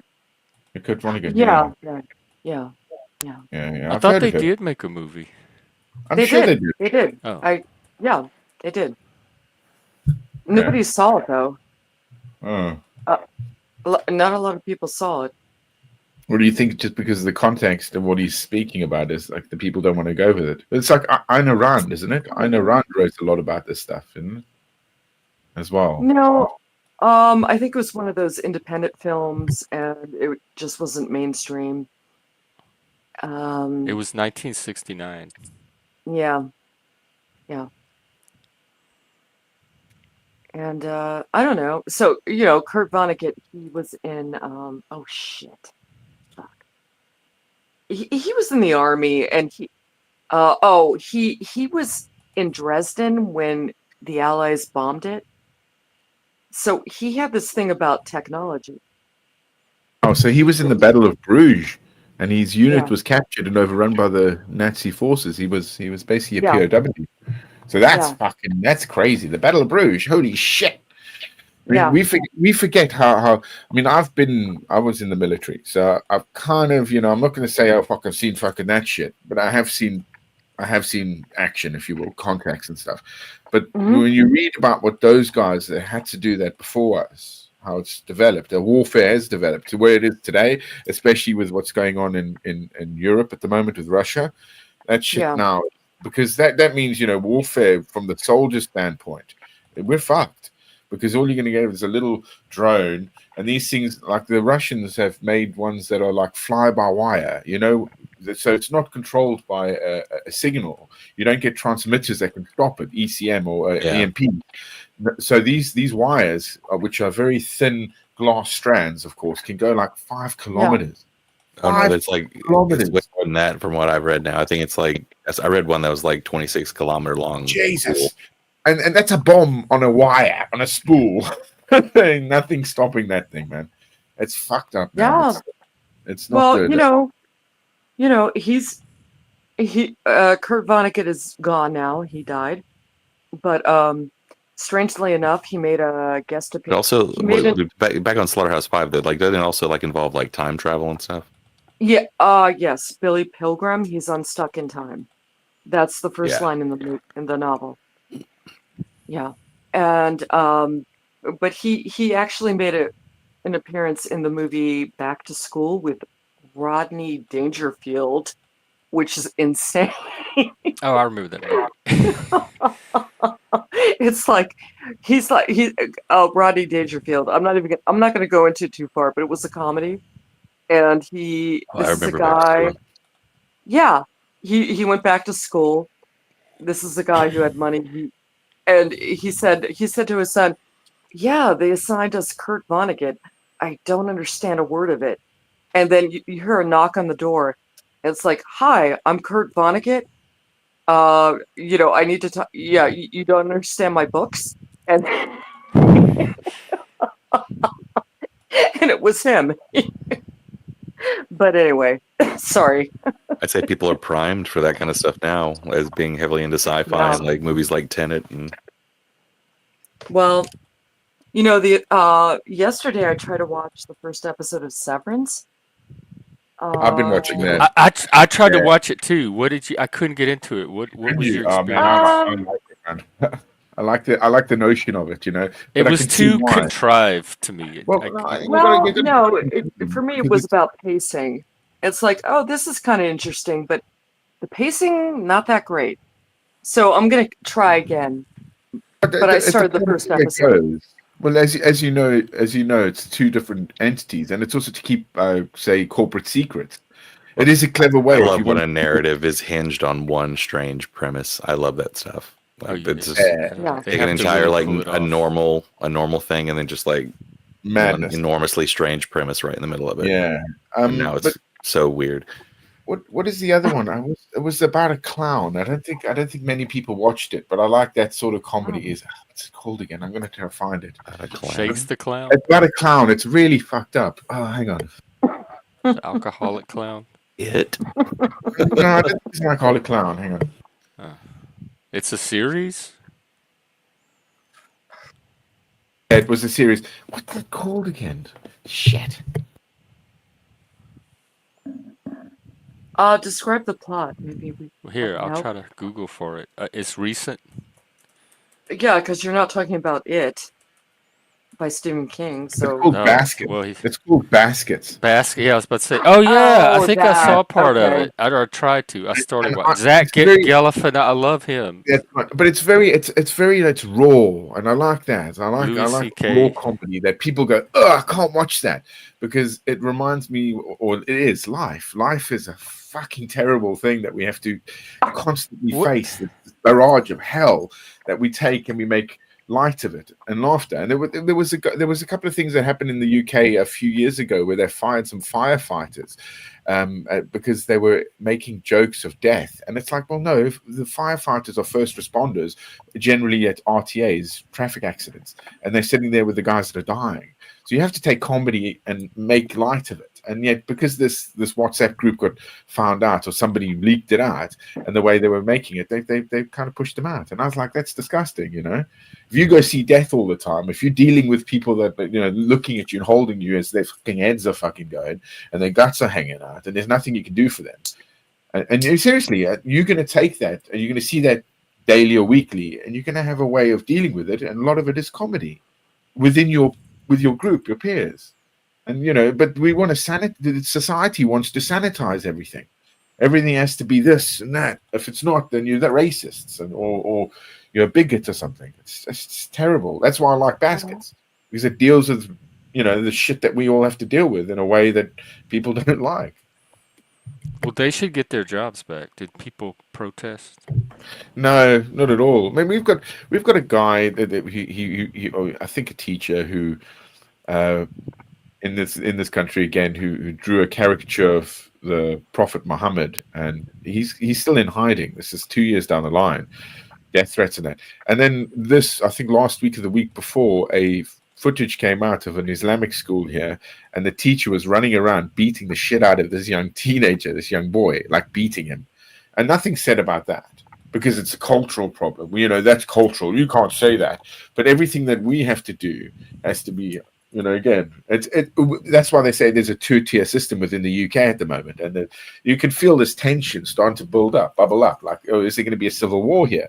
Are people just going to go, oh, fuck this, because the state is fucking playing fast and loose with the way we pay our taxes, we have to do this, and then we have to abide by the rules, and they do what they want. The waste in government and in all that, so it's just, there's no accountability anymore. I mean, that's why Doge in some ways is doing I was good about for to you. say, y'all need Elon in there. Yeah, I know, man. I'm crossing me fingers. Why don't No, you get rid of I think he comes with his own Starmer? set of problems. of course he Why don't bloody you get does. rid of Keir Starmer? Well, Keir Starmer's a bureaucrat. He's a technocrat, and he's very weird. And he's riding this high. Yeah. He thinks he's getting involved with Ukraine, and he's trying to say we're going to have boots on the ground and planes in the sky. This was yesterday. He said this in Ukraine. It's like, we don't have a military like we used to. We're not a superpower. We can't go around just. We're in immense amount of debt here in this country. There are problems and stabbings every bloody day, you know, with young kids as well. And this never used to be the case 20 years ago, if not 30 years ago. But again, the way the West has done it, I guess, is that they borrow off of our heads. So the more people that they just add to those books, the greater the GDP rise. And that's how they just look at it. So they can just borrow future borrows off of us and don't give a damn about how much money they put into this. Well, but it's also not happening in a vacuum, right? When you say, like, in the last 30 years, you're including two enormously large financial crises where the rich basically used as a way to extract wealth out of countries across the world. That's correct. Yes, and ebb us away. I mean, ebb away our wealth, our, you know, public wealth, if you will. You're not allowed that. We'll take that from you. And, you know, that's our autonomy in some respect as well, and our future. Wait, what? You talking about the 2008 one, and what was the other one? The pandemic. Yeah, the pandemic was one as well. Yeah, the pandemic was completely made up. They had. It wasn't made up. There was a real virus. Well, no. Yeah, there was a real virus. That's what I'm saying. But the PPP loans and stuff like that, and who got money. Dude, yeah. Any kind of emergency is always used basically by the rich and powerful as a means of extracting more than they should get. It's not designed for that, but it gets exploited by some. Yeah, okay, Jeff. I believe people I are know, but opportunists, all so if these they see a businesses chance close. to line was their never let a pockets. good emergency go to waste. Yeah, They but it's put- not they like put people in a masks- room got together and said, "Let's create this system." So Or that we maybe. can Well, maybe, Jeff. I think it was a I legitimate don't- ad hoc response to a crisis that got we exploited. know that as soon as Congress knew how bad it was going, we could see their stocks and what they bought and sold right after. So we know that they moved to put things We in their own infer interest. that, not that we know. We know when they some learned people about infer. Because you everything, don't and know then what we was in saw their when head, they the bought and sold their individual stock. heads. So I mean, sure, yeah, we're inferring from it, but it's a pretty solid, Well, I mean, deduction. they crippled I don't the know. I'm just more economy. rigorous in my epistemology, as you know.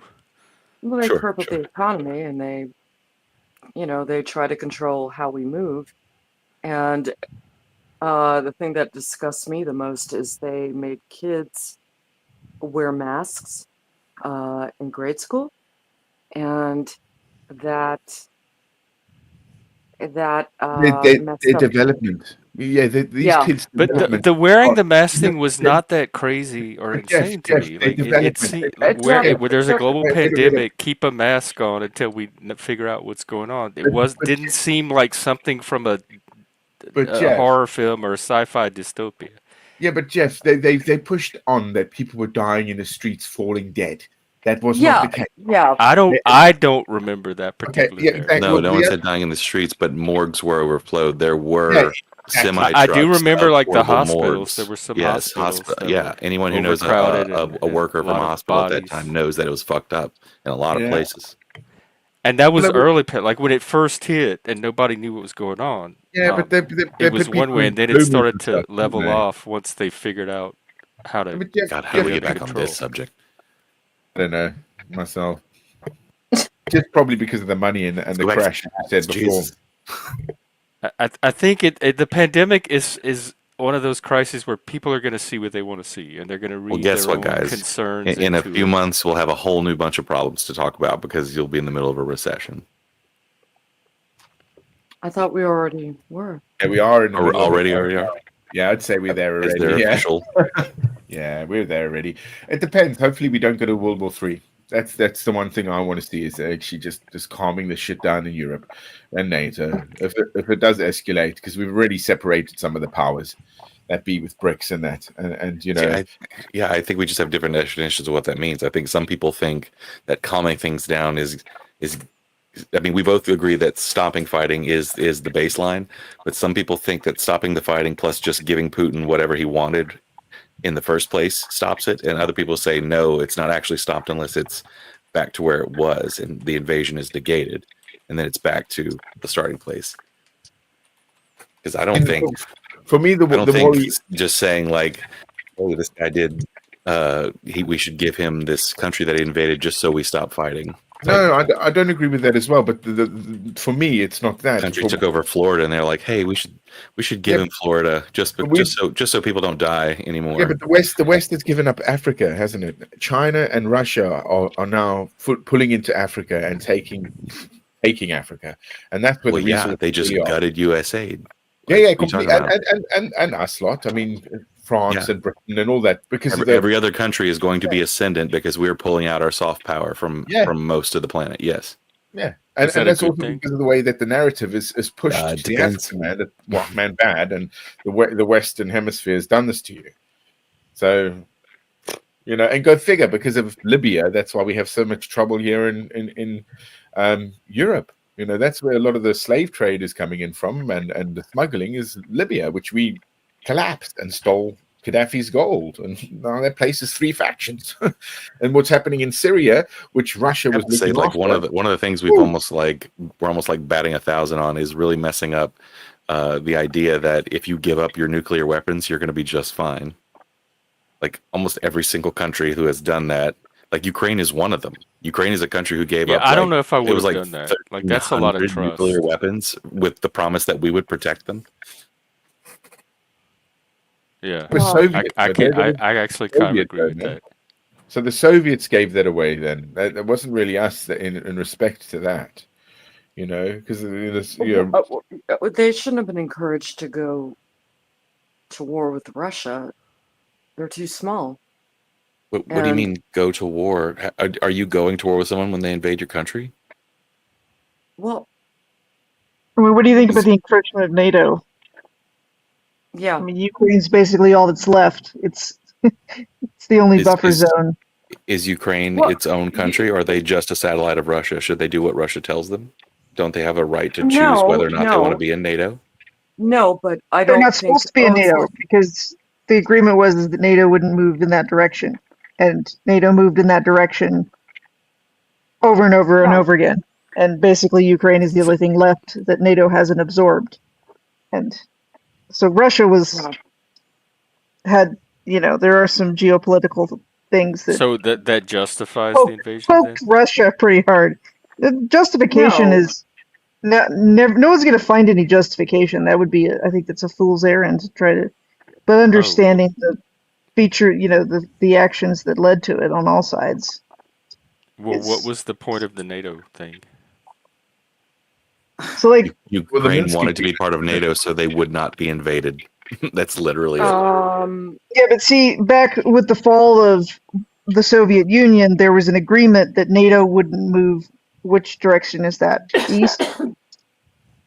West. It would. There was whichever way it was, right? Like there's several border countries. Poland wasn't part of it, right? Like you had No, you had a whole like kind of DMZ zone between Russia and NATO, right? Like there was all these neutral countries. They were no longer part of Russia, but they were not part of NATO. And part of the agreement with the Soviets was that NATO wouldn't encroach, right? Like they would kind of leave that neutral zone. And, correct, yeah. and in the intervening time, pretty much all of those buffer countries, except for Ukraine, which has the largest border which is essentially the border country. It's Well, it's what the I'm Keystone seeing on border it from country. They all Wikipedia joined is NATO that against the Russia agreement. claims that agreement was made, but it was made orally, but NATO says that agreement was never made. So I it don't know. wasn't. Is there written evidence Well, and that there's that also agreement was made? supposedly Russia has asked to join NATO itself, and just been like, hey, let's just be.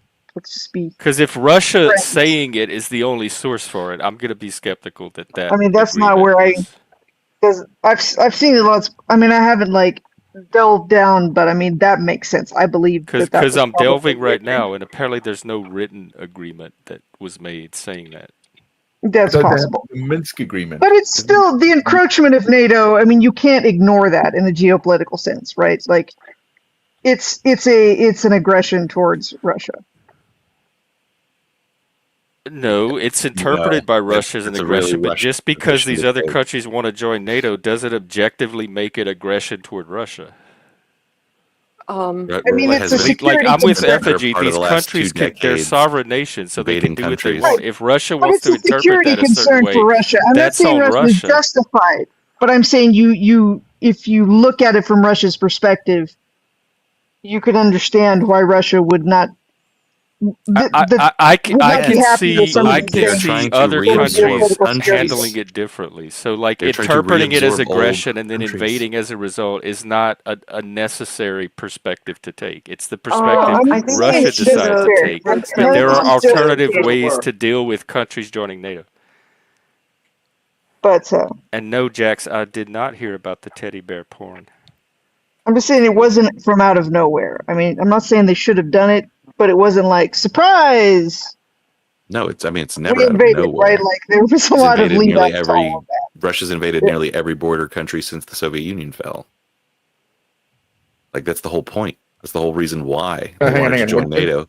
As soon as they Oh, join I see. NATO, then Russia won't invade them because that would mean Article 5 would get invoked and half of the Western world would be in a war against them. Like it's obvious why Ukraine would want to join. It also means you're pushing something. So the same goes with the space race. That the world needs a baddie, the world needs a goodie, right? And that seems to be the case right now. Is that we've pushed Russia into bad. So you'd say that back in the 90s, Poor wasn't it Russia. George Bush Jr. used to drive Pushed people Russia around into bad? Camp David, didn't he? And his ranch and all that. Remember? And he isn't been dragged up and said, "Oh my God, look at this guy that your one president was." But now Trump is, because all he's trying to do is seek some sort of peace here, because he is seriously saying, look, if we don't fucking sort this out, there will be nukes that will drop. And that's it, right? Will happen. We will escalate to that position. And it will happen. Or because you take Putin out the matter, he won't be there forever. But you think that removing Putin is going to stop Russia? It's not. Russia's far greater than that, man. And Russia don't lose wars. They don't lose war. Well, I mean, they've lost more troops in like 4 months than we did in the entirety of Vietnam already, right?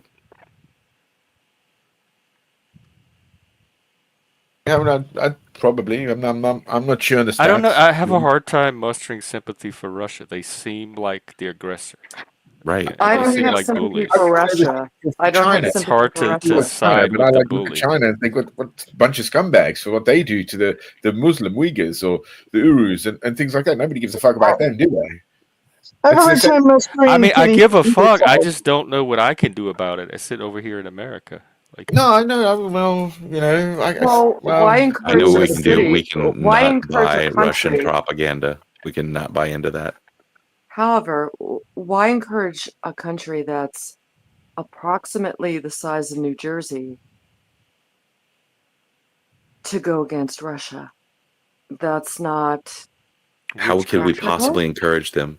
They're invading the country, killing and raping people. Sorry, Yeah, you Yeah, were Russia saying that. yeah, invaded. I know. They're fighting a defensive war. Some of them are going to fight till they're all gone. So you either help them or watch them die. That's the No, option no, some of us no. see. They should be helped, but Well, is it? I don't Wouldn't that know. be encouragement? I Or just don't think. I just don't think that I think the it's weird like thing is that people keep externalizing these decisions. Ukrainians are making these decisions whether or not to defend themselves how long they're going to fight. They're the ones who don't want to give up their country. yeah. It's our decision whether or not to help them in their fight. We can try to help do for a you peace, but agree that it's And same with possible? it's Israel. ultimately it's their decision. We can't Yeah, tell them of what to course, but do. they don't have the numbers to fight the Russian Federation. First of all, so they are dying in droves. Their men, they're going to sooner or later. They don't have men. They're dragging those men to their deaths as conscripts.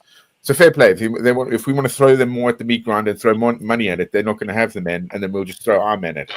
I mean, Right? That's what will happen. also, And you want to get really cold about it. You want like to get really look. The reason. geopolitical about it. Like for the amount of money spent, Do you think we America's have harmed a geopolitical yeah, but adversary more than we ever but could America, any way else.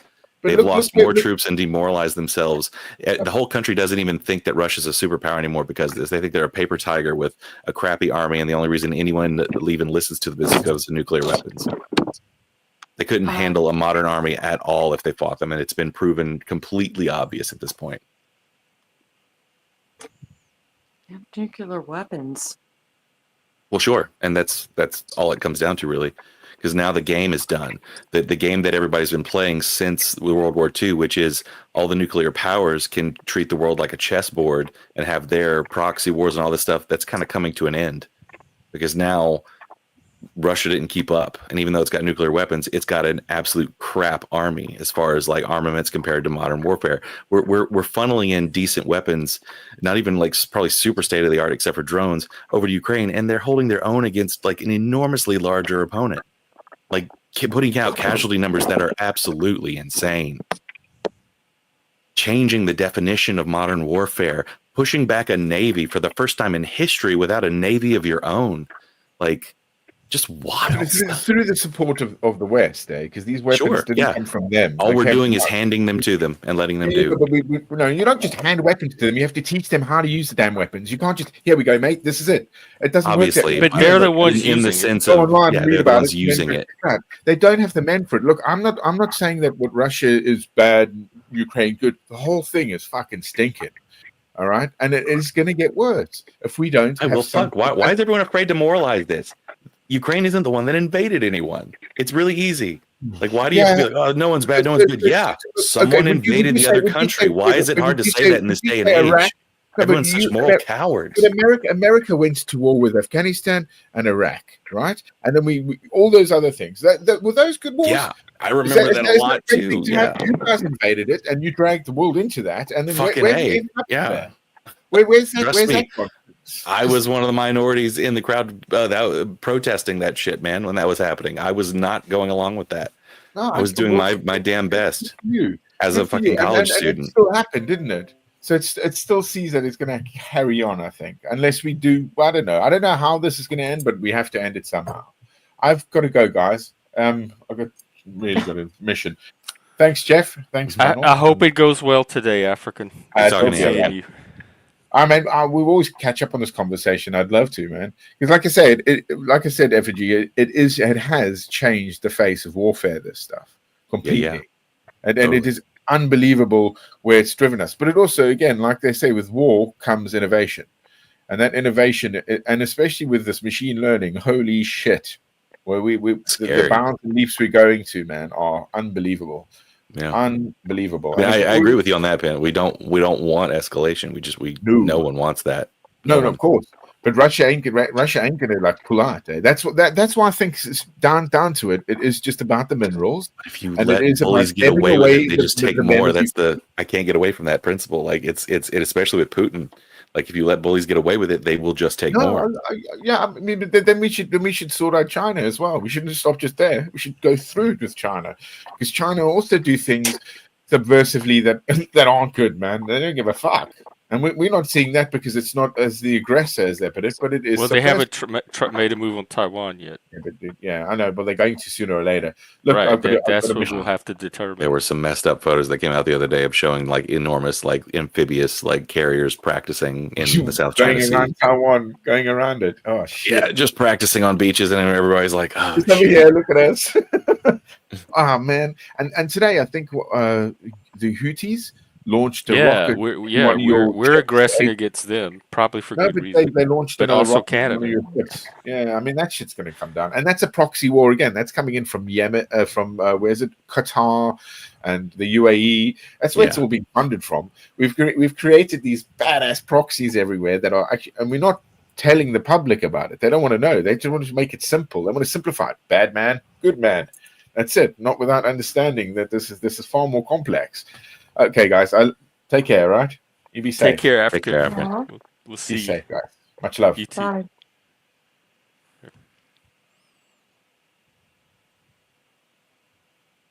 He take the conversation with him. All the energy was with him.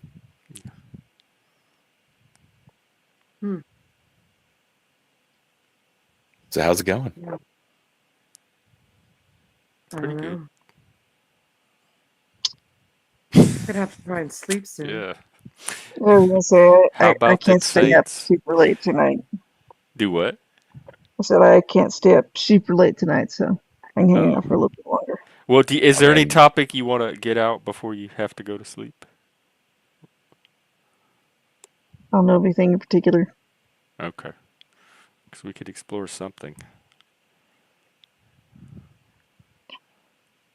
It's you're supposed to be an ENTP, right, Jeff? So it's Yeah, I thought you were what? INTP? No, I'm an ENTP. I had no. Wait, you don't seem like an ENTP. How? What? You don't. I don't know. You seem. Maybe it's. Re-explain these terms again. I always forget what they mean. Yeah. Well, Yeah, give me just a second. But before I explain them, with people like us, because we were supposed to talk about this one day, in fact, so maybe that's what we can talk about tonight. But their tendencies. So everybody has all of these letters mixed in, and that's why I think unless people are an extreme on one side or the other, they're not really useful. But for people with very unique personalities, they don't really fit. It was made for kind of the average, the middle of the curve. And so people like me and Ren, who are both the same type, we seem very different from each other, even though we're the same type. And I think that's because the system breaks at a certain point of divergence. Yeah, Look. the behavioral is downstream, so it's lower fidelity, less consistent. But basically, you have thinking and feeling. You're either more intellectual or more emotional, and you're either more concrete, sensory, or more abstract, intuitive. So those are the four functions, and then they're either oriented toward the inner world or the outer world, which is the E and the I, extroverted, introversion. And people have a preference for either thinking and feeling or just taking in data, whether through intuition or their senses. And that's the judging versus the perception function. And so ENTPs would be intuition. Right? We're primarily intuitive, oriented toward the external world, and we prefer to think about the data we take in with our intuition. But we prefer to take in the data more than we prefer to draw definitive conclusions. You can also, I think thinking of it as an order of attention too, right? So it's like you take in the data first, and then you process it with a like an ENTP takes in data. Then they process it with a deconstructive logic, Uh-huh. preferably. And then The like Myers-Briggs test. it's a preference. It's like I've heard it used, like you talk about like attentional preference. I think that's a good way to think of it, right? It's like your cognitive attentional preference. It's not exclusionary. It's not like you can't force yourself to think about It's something just or your default behave in a different way. tendencies, what you're But it's just your naturally going to default preferred to, sort of order of attention like cognitively. left-handed, right-handedness. Yeah. Oh, But I was going to tell you happy altruistic ENTP day because Oh, is that me and today? me and a buddy Yeah, we did that happy. years ago. I guess He sends me a altruistic. message like once a year and he's like happy altruistic ENTP day. Uh, well, Anyway, I was just thought it was funny. it's the altruism part that threw me. But yeah, I'm glad we have a day. Well, well, the idea of an altruistic ENTP is kind of funny, right? It's And not. effigy, I would put you. I would maybe put you somewhere around that quadrant too. I mean, you're very thoughtful. You're definitely intellectual. So you have a high thinking preference for thinking. But I also think you take your time to take in information before Yeah, I think I you definitely lean on don't that jump side to more. conclusions, which I have a to I J have to type would push do more. myself to be outward going. Like that's So you always might a be like something. an INTP instead of an ENTP. Is most of your oh, attention focused on your inner world? But you seem very aware of the external world too. So you're probably It's balanced. training. That's what I'm saying. It's a very fuzzy system at a certain level, yeah. or certain personality types. Yeah. Well, Well, if you take away sort of like the way you described it is the like really basic, I would say like the most surface level interpretation of the dichotomies of you can Yeah, I get was like trying to simplify it, yeah, like like that's the the simplest basics. version, but it's if you go like one layer hmm, deeper, it starts to make a little more sense and be less um, arbitrary seeming. Well, let's do that Because you deeper can do layer then. comparisons of like instead of saying okay, the inner world and the outer world, you can look at like honestly, there's also most of them have a subjective versus objective dichotomy, right? Well, that's kind of the same thing. When I okay. say inner outer, I mean Yeah, you're focused on something outside of yourself, or you're focused on yeah, but the reflection of it into yourself, the immediate right. dimension of it versus the Yeah, more why, distant dimension of it. But But it's not I always think we're all obvious talking about the same thing. which ones are objective and which ones are subjective. It's your orientation. Is your attention mostly oriented out here, or is it mostly oriented inside yourself, which is the introversion extroversion? well, Right. I'm always INFP, and you know what? So fucking what? I can deal with anybody pretty much.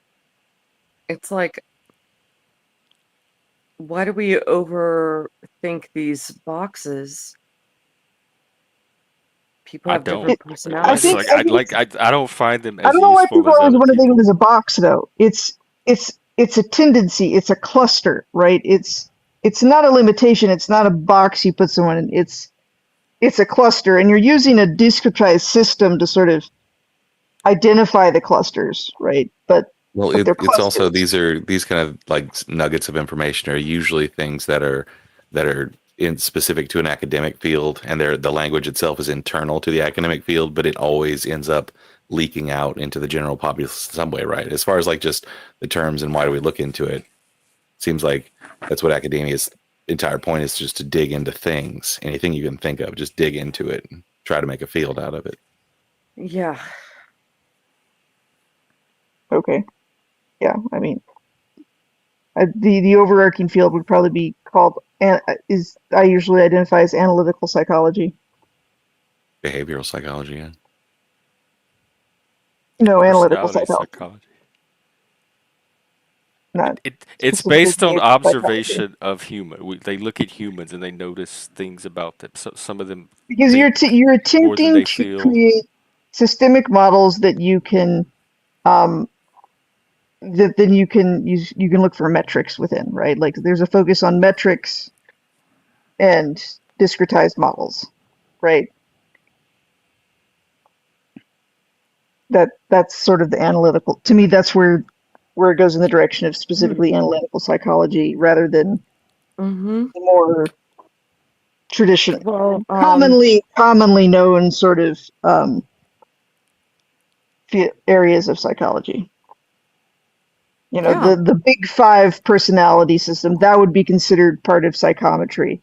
Um, Study of IQ, that would be part of like analytical psychology. All of these, right, why where did you're they give studies of models and Myers-Briggs metrics. test? They give Why they Myers-Briggs what? test to people who are applying for like jobs like retail. Right. Now, They use it isn't in that industrial psychology quite a bit. yeah. Um, I don't think that I I don't think that should have happened. I think if it's used ethically, it's a useful tool if you understand it, because it can give you a quick sort of Quick. If you take those tests, it idea takes an of a hour. person, and it's like it's not a whole person, but it's like I've run it, used it, the overarching model to sort of like to like mediate arguments between people who are, by kind of going, okay, because I have a model to sort of like quickly process a prediction of right. It's a simplified model, right? It's a simplified prediction, but I can process like predictions of people at a quicker sometimes, right? Like at a glance, right? Like, and be like, okay, I think the reason that this person is talking to this person and they're completely misunderstanding each other might be Uh-huh. because of that, you know, What um, happened to potential preference difference. So, I mean, I've what happened to found it to be learned useful. observation? What do you mean?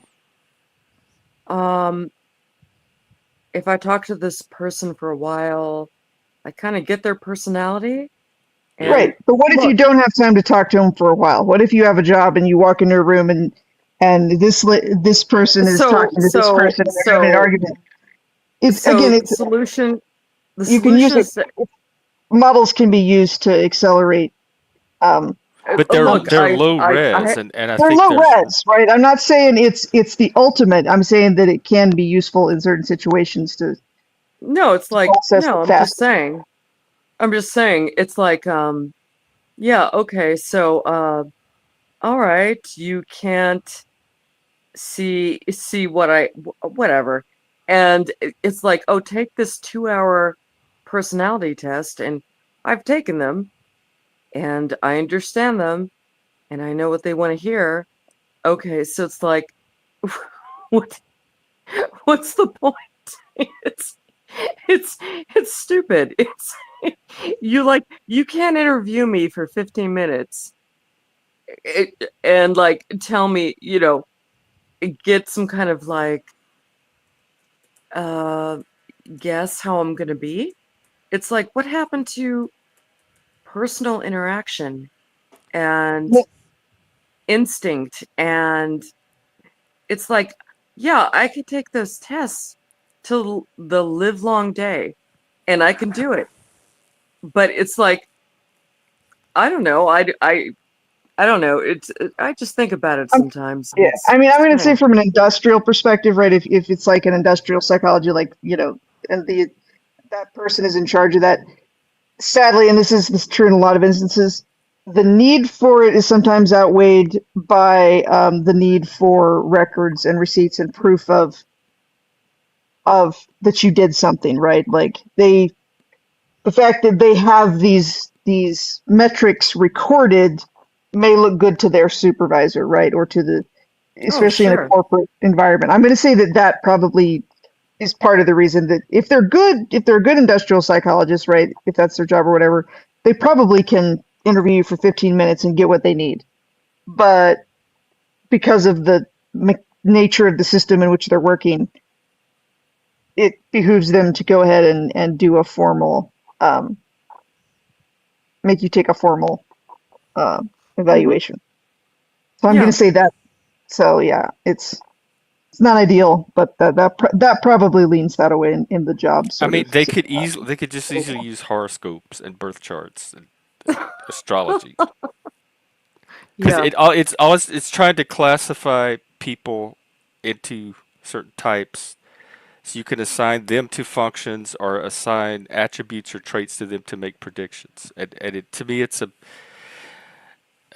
maybe a little more fidelity than astrology, Well, but it's not a substitute for what Elena said, which is direct observation and getting to know yeah, and building your own model from experience with that person. yeah. right. But if you're an industrial psychologist in charge of 200 people at 5 different plants, What are you they know, trying to know about these people? Like, what do they need this for in the first place? I mean, I can't tell you what exactly they're looking for. If it was me, I would be looking for. To me, the number Um, one thing it comes into is communication issues. Some people, the way that they having an idea of how to communicate with them, helps because sometimes you use the wrong framing and they just don't get it, right? Like it just hits a But brick I don't wall or know it's if a a test would misunderstanding. help with that more than just getting to know those people and But what do learning. you, again, it's an efficiency thing, right? That's what I'm saying. That's why I would say like in an industrial well, if you psychologist mean sense. But if you have well, if 200 you people mean at a people, plant, you have a job function that you describe to them or you write out, and you're like, here, we need you to do this thing. How much do you have to how hard is that to communicate? Yeah, or I mean, Work no, this again, piece it would of be something equipment like this way and do this. I might know that I might be able to say, okay, if you've got an ENTP that's having an issue, immediately going to the oh, stick and punishing them is maybe a not your ideal first first. But it's no, not like they separate into employees into like discipline these or punish these, but don't discipline these. They still like treat all So they still can write up all can the those employees labels for ever the same naturally reason. change?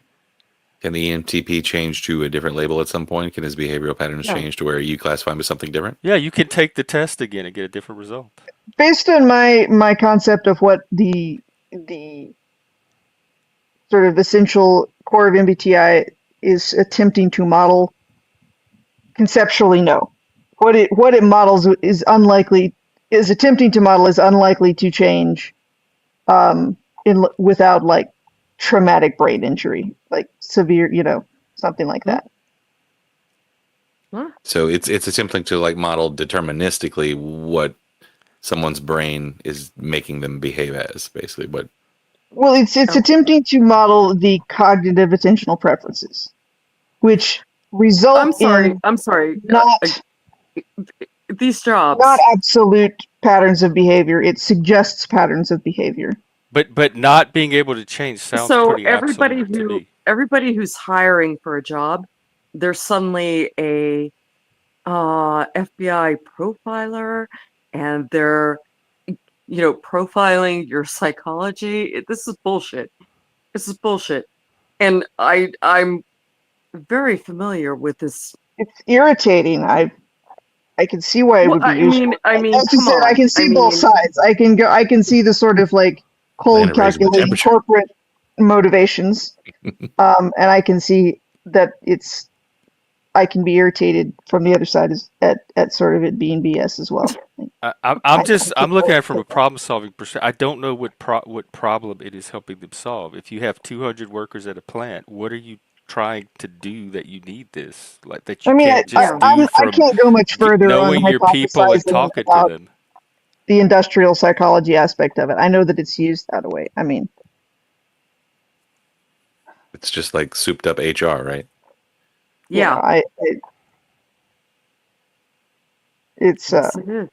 it's information. If But I don't think it, like the reality Oh, it's trying to map is way more complex and diverse than no, the like model people can in capture. HR, like people in it's HR, not a they're perfect model. It's a discretized model. It's a approximate low resolution model.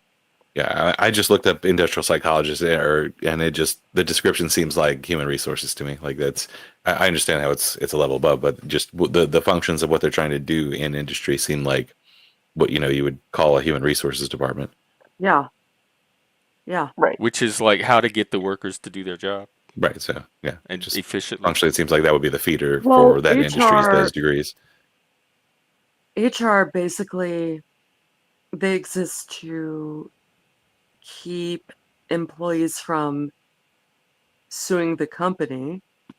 HR is, they're basically evil. Okay. You are not, profilers. Who the fuck do you think you are? HR is like, these people don't even know what you do for the company. They couldn't even describe the job you do I for smell a whatever story company you work behind for. this. Yeah.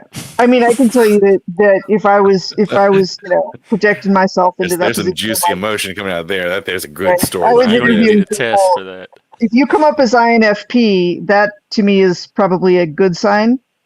INFPs can make pretty good employees. They're not the hardest to deal with, right? If Which somebody types comes are? up like I probably just feel probably like my brain ENTPs is are one of the maxed out on worst, acronyms and right? things. Too many letters. Like again, it's loose, but I'm like, it could be a positive sign, right? Like yeah, ENTP is probably not ideal in most situations. Tend to be, there's some anti-authorityness there, nonconformity, predilections. As if we couldn't fake it. I'm gonna non-conform to my non-conformity and be conformist. I'm trying to be at my job. Okay. All right. Thank you, everyone. It Yeah, is I'm gonna interesting go. that you've actually dealt with it. Like I don't think I've studied it with people, but yeah, actually, and I know in theory that it's used in jobs and stuff, but I haven't really run into people who's actually been on the receiving end of that. It's interesting. Okay. Well, I think I'm people gonna who work go. in those kind of Bye. jobs don't have the time to get on the internet, probably. Or the people that actually get the jobs are the types that don't spend a lot of time on the internet. Mm-hmm. I'm going to say there are you if you could determine the general cluster of or we'll just keep a simple ABTI type of most of the people on like bopping around the internet like this. There are tendencies. Okay, I got the answer from the AI. It's used for team building, leadership development, and workplace communication, and employee engagement, and What organizational these culture. people? These people, they're not. But I They're can think not. of like 100 better ways to do all this. This is for if you're Yeah. that bad at team building and leadership and you need this to do it, you're Yeah. not suited for those roles in the first place. Just get people like Yes. me in there. Look, I will take everyone in your office out to the paintball field, and we'll have the best team building exercise as ever. That's what I got. That's all I can offer. It's the height of my HR know-how. Put you in an Ugh. adversarial position to make you fight it out. Like You weren't it in says, help HR. employees understand their own and others' work styles. What is like how? What does that change about the job? Their employees are still expected to meet the job Yeah. expectations. What does work style have to like? No employee cares about work Look, styles. all I was questioning was, why do you need to give people a personality test? It's stupid. I'm comfortable with taking them. I'm used to taking them, but it's like, it's not like your bosses are like these who the fuck are you? Are you are So you a lot of this would be for like high level kind of jobs, right? Like so like everybody would be making a decent amount of money. And so like I think these highly litigious corporations and stuff are also especially afraid of like internally litigious people who work for them. So they're constantly trying to like CYA on everything, which is why they get this meticulous about stuff. Because I'm sure they Uh-huh. lose just as much money to internal crap than they do to external. Um, The AI also says that the Big Five is a better The Big Five tool. is a more continuous model, therefore it can be more accurate, but that doesn't mean that it's more useful in all contexts. Well, That's the my opinion. computer Because says people otherwise. hype the Big Five. Yeah, it's more continuous and therefore it has more variation. Therefore it Predictive models. validity, stability, quantitative measurement, and it's customizable for roles. That's why the AI says it's superior over MBTI for hiring and industrial psychology. It may be for that field. I don't know. I think the MBTI model serves a purpose because it is in fact highly discretized. But people are not discretized. Like the thing it's trying to predict is not discretized. Right, but the thing is that if I could model all people at all times, I wouldn't need a discretized model. But having a low resolution model that I can process quickly, and sort of like get in the right direction. It's like a binary search, right? It's like, okay, if I can quickly go, they're probably on this half of, they're probably in this fourth. I'm going to say that I can usually probably, pretty relatively quickly get narrow it down from 16 to like 4, right? yeah, but I can hack that personality test. You- I've done it. That's fine. I'm not talking about the test itself. I mean, I'm talking about understanding the model and applying it via observation. But I could do that even better by just spending time with that person. Yeah. Right, but I'm not talking about quality. I'm like speed. So like the first quartering of the information, right? I can do I can feel like I can do faster now that given that I've learned this model and I have an understanding of it, a useful understanding, and then I can spend the time I like if I get to talk to, the more I get to know somebody, I'm already in the general direction. Or the other The, side of this is if I'm going to get to know somebody, I don't have to use the model. But there are definitely contexts I run into in real life where I'm not going to have that time, where I have 30 seconds to figure out how to navigate this, 2 or 3 people that I've just met, and there are, Oh, stakes involved, and they don't all think the same, right? Like I can't if I treat them as a mono thing, that yeah, I think that's I'm going to get it wrong generally, okay?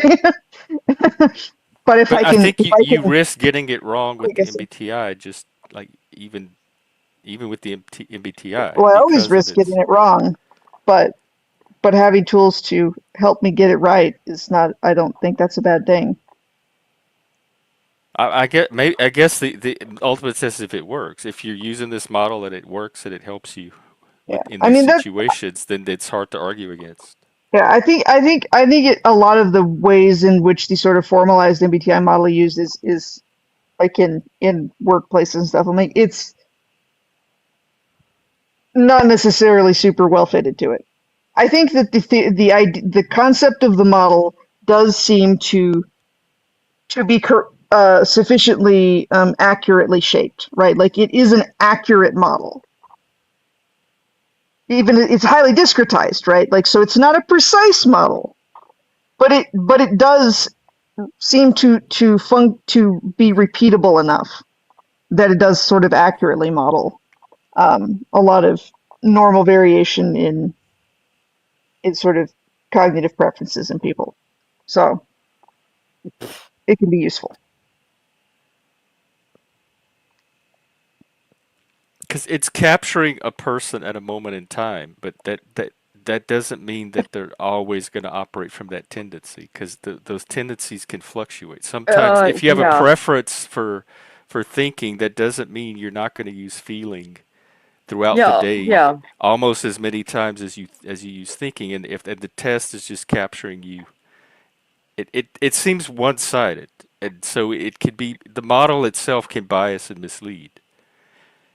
Because I think just as much as I feel, and I it extrovert just as much as I introvert and all of that, and the model's not going to capture all that, and so it's going I to mean, lead Yeah. people to some of make the models conclusions about me would that's not going to help them.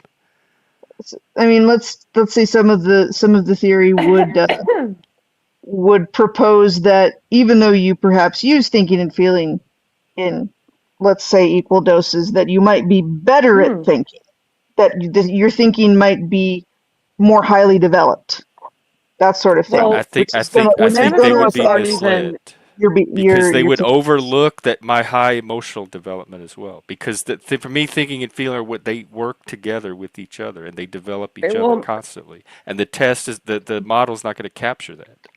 Yeah, I mean, for me, like the idea of differentiating the difference between people who prefer deconstructive thinking versus Constructive. constructive thinking, huge difference. Like But there's huge people that mindset do both, difference. like they're multi.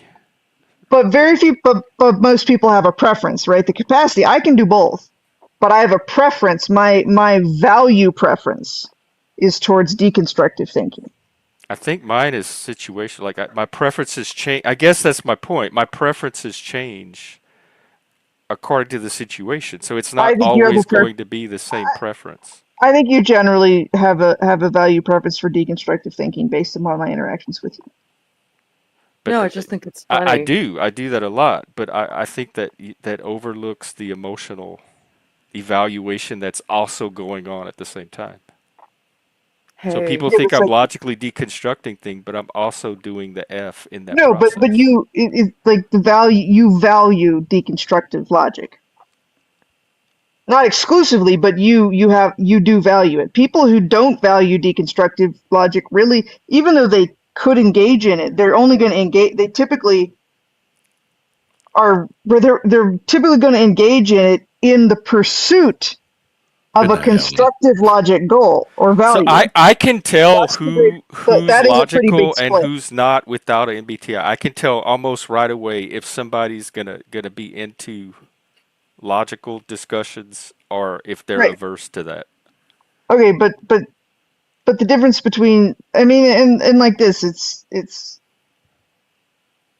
you know, this is deeper into it, but I'm going to say that for me, one of the big splits that I can see that I think really does divide people as far as their motivations are their value preferences, and those that have a value preference for deconstructive thinking, what they want to get out of things, right? Their goals and their what they think makes a good conversation, or the way they might evaluate the conversation after it's over and go, was that a good conversation? Um, very is pretty different from somebody Then with the other type, the opposite type. constructive logic, right? They can both communicate logically. They're both logically they might be logically preferential, but what they want to get out of something tends to differ because deconstructive preferences tend to lean towards the process. Constructive, those that have a value preference for constructive logic tend to be more destination sort of goal oriented. Would those be the T's or the J's? They're Is that not inherently going to be T's or J's, but it is J-ish. Like the dominant, if that's their so? It's dominant the type, they divide are between J. the P's and the J's, even though they're both logical types. Like if you have an ENT, it would if you have like an ENTJ and an ENTP, that is a huge split between them because an ENTJ is a user, They're going to want to and get to the point, get the answer, move on to the yeah, next thing, and they the P's are typically going to have sit a there and goal. explore things That's why I endlessly. call it constructive logic. They go, I want to get over there. I always think of a bridge is my analogy, and they go, I need to get to the other side of the river. And so they logically construct a bridge, right? Like they start at one side and they use logic to build a bridge Yeah, to get to the other side. And it may not be the best bridge, right? It that's may what not be this the whole MBTI seems to be trying to do. most efficient bridge, but they'll be happy if the bridge works. and deconstructive logic is going to take, okay, they're interested in the whole bridge, and they're going to take the bridge apart, the idea of the bridge apart, and they're going to go, okay, how do I make this bridge better, right? Like, they're more interested in the the structure of the bridge rather than the fact that the bridge gets them to the other side of the river. And I'm either one depending on several factors. I can be into the bridge or Right? I It's can not just want to get to the exclusionary. other side. It's not exclusionary. It's preferential. It's attentional preference. But the preference is determined by whatever my goal is at the time, whatever the situation is. I don't think it's an it I don't think I have one default preference. I mean, I think everybody has default preferences. Well, I'm only I going by think my to own assume self, but I'm otherwise trying to seems think if strange. that's also why I'm an X in XP though. Yeah, I mean, I'm technically at the edges of I'm in the borderlands between the ENTP cluster and like ENTJ, ESTP kind of stuff. I mean, Like, I can think of as many situations where I would want the bridge as I can wanting to deconstruct the bridge. But conversation wise, I prefer to leave them open ended and go wherever I don't have a particular destination I need to get to. But then sometimes I do. Sometimes I've got to move the conversation where it's trying to go. So another way it I've kind of thought of both of them kind of exist simultaneously, and I shuttle yeah. between them. Well, another way I've thought of it, and one of the uses that I've used it is on myself, right? So, like when I first got sick with MECFS, I used it to help myself sort of give me handles to analyze my own cognition and understand what my basically what I did is to figure out what my defaults were because my defaults are low, require less energy to execute. So if I'm having a conversation that sort of suits my default preferences, that doesn't cost me as much energy, right? Can you tell that just intuitively without a model? Like when the conversation's energizing you and when it's not?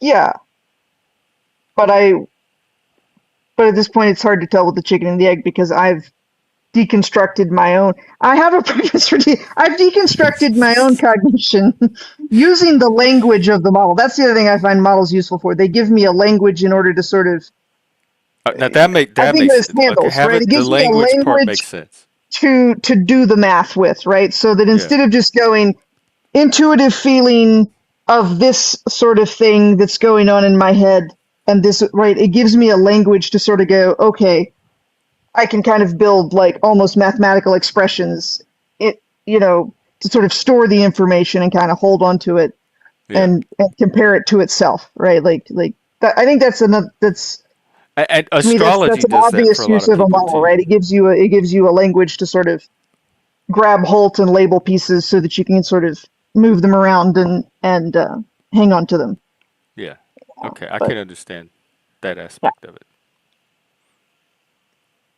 so like that. I think that's another way to sort of think of if you get into it and you're looking for potential preferences, they tend to be what requires less energy, right? Like what again it defaults to, right? Like what costs you less effort to sort of cognate in that way.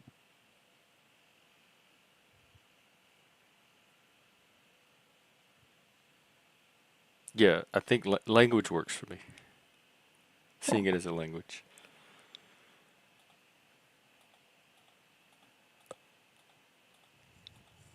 Well, I guess we solved that one.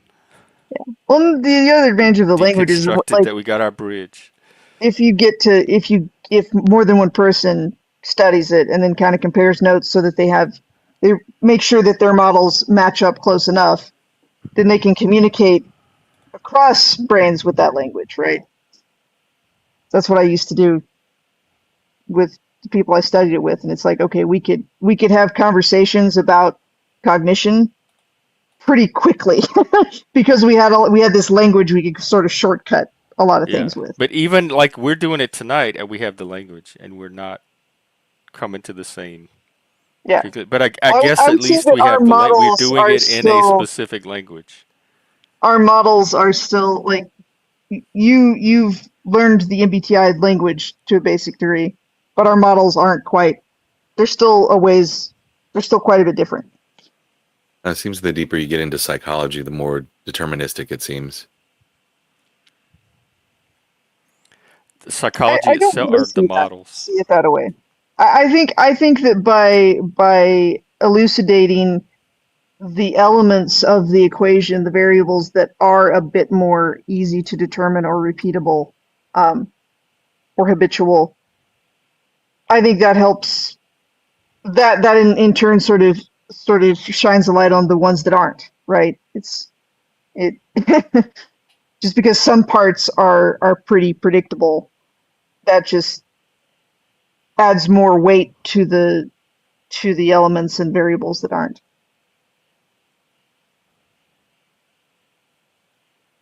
I think everyone's kind of like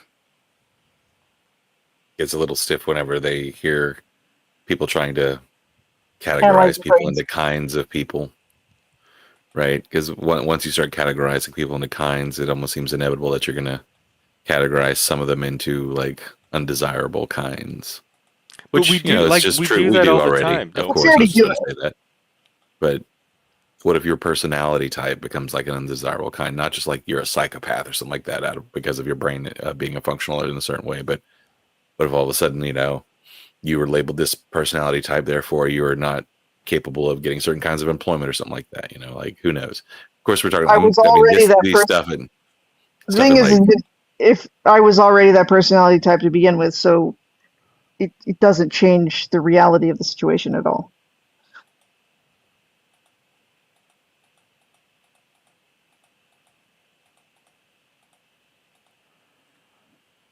But isn't that I can either be not hired because of my manifested behaviors, or I can be not hired because I took a test and I came out as a argumentative ENTP. an AENTP? The same thing. But Evansy, isn't that what the woke do with their labels? Like labeling people as groups, or this person's racist, or this person's like.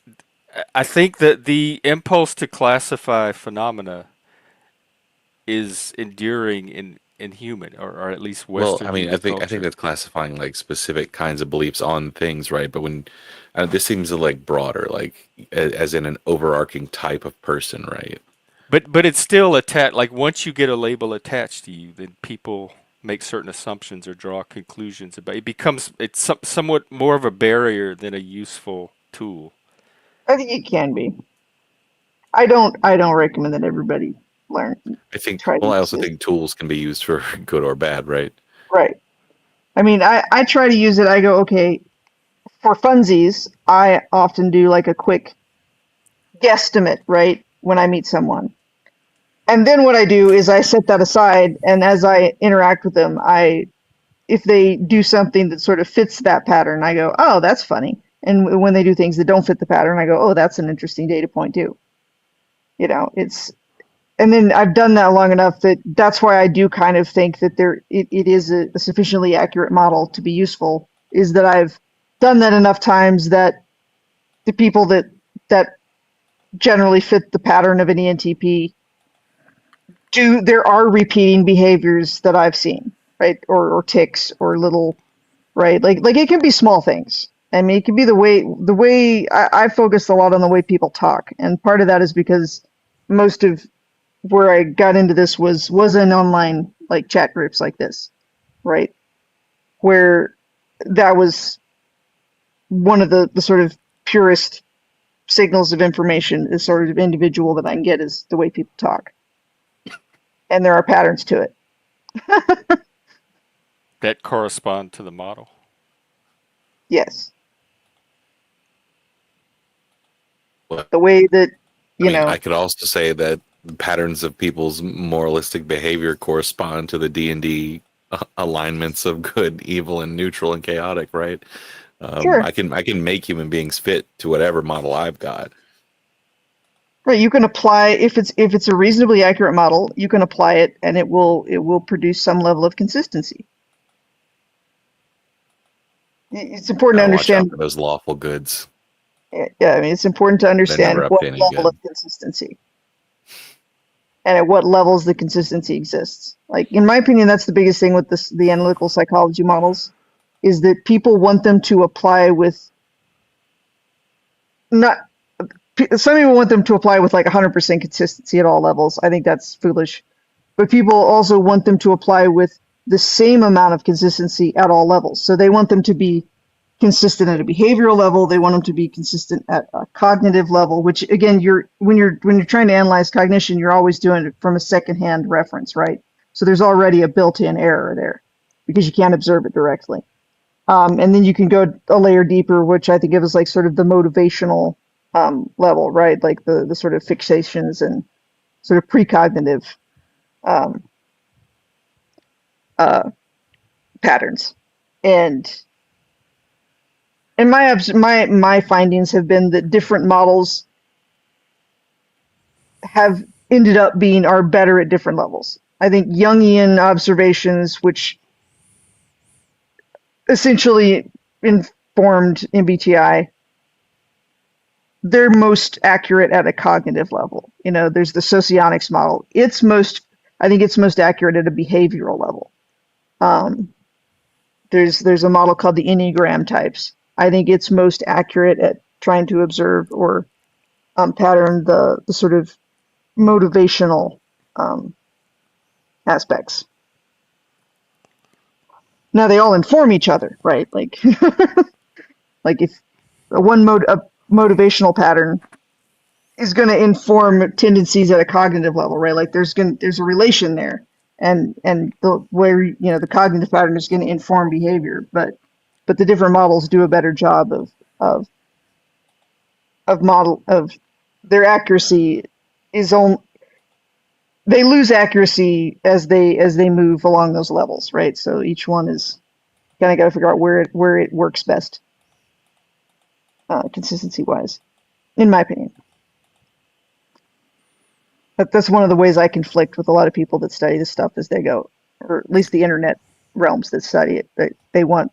They're like, oh, but it must be consistent at all these levels. I'm like, no. I guess for me, my criticism, they're just so low res because whatever the model's trying to do, I can do a better version of that on my own just by interacting with the person. I can figure out all of that.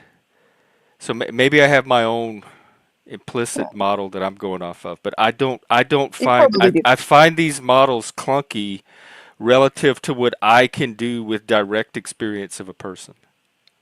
Yeah, well, and given what your experience with like specifically counseling and some of that, and your orientation towards mental arenas and stuff, you're probably ahead of the game there, right? Because you've already studied a lot of you've had a reason to study the way people behave and think and stuff, and so you probably do have an internal model that's reasonably well developed. But like that, if like I said, the ability to communicate with other people by having a mutual understanding of a external model, I do find that I have found that to be fun and use and what's the word I'm looking for? Help facilitate some interesting conversations and lead to some interesting revelations by being able to talk to other people Yeah, I can see that, but with I've an also understanding seen of the the same mutual thing model. happen with people into astrology. The astrology thing is I think it's one of those where I think people want it to be a behavioral model and all these things, and I'm like it's But just as a language for the only discussing assumption type that and makes it work personality and doesn't make traits, it I've seen astrology be used in the same way and generate some interesting right. conversations. And I think it can be. I mean, it seems to be based off of something. It's not entirely arbitrary.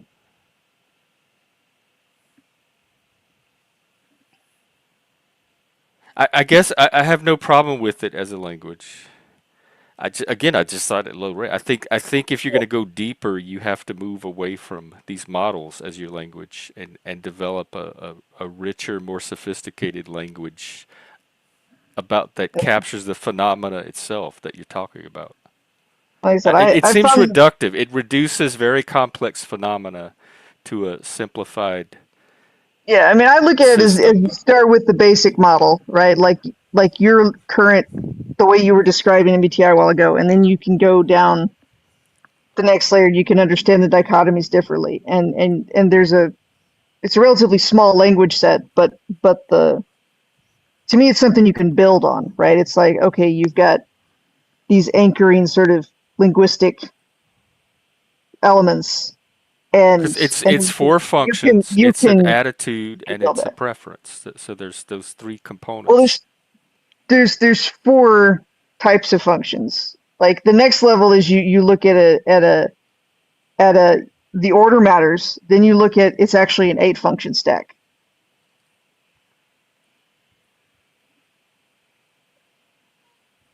But there's only four functions.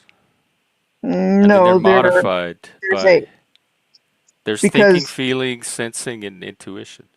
and each one has a introverted or an extroverted aspect, and those are totally Right, but that's separate from very the different. function itself. That's just the attitude, the orientation of the function.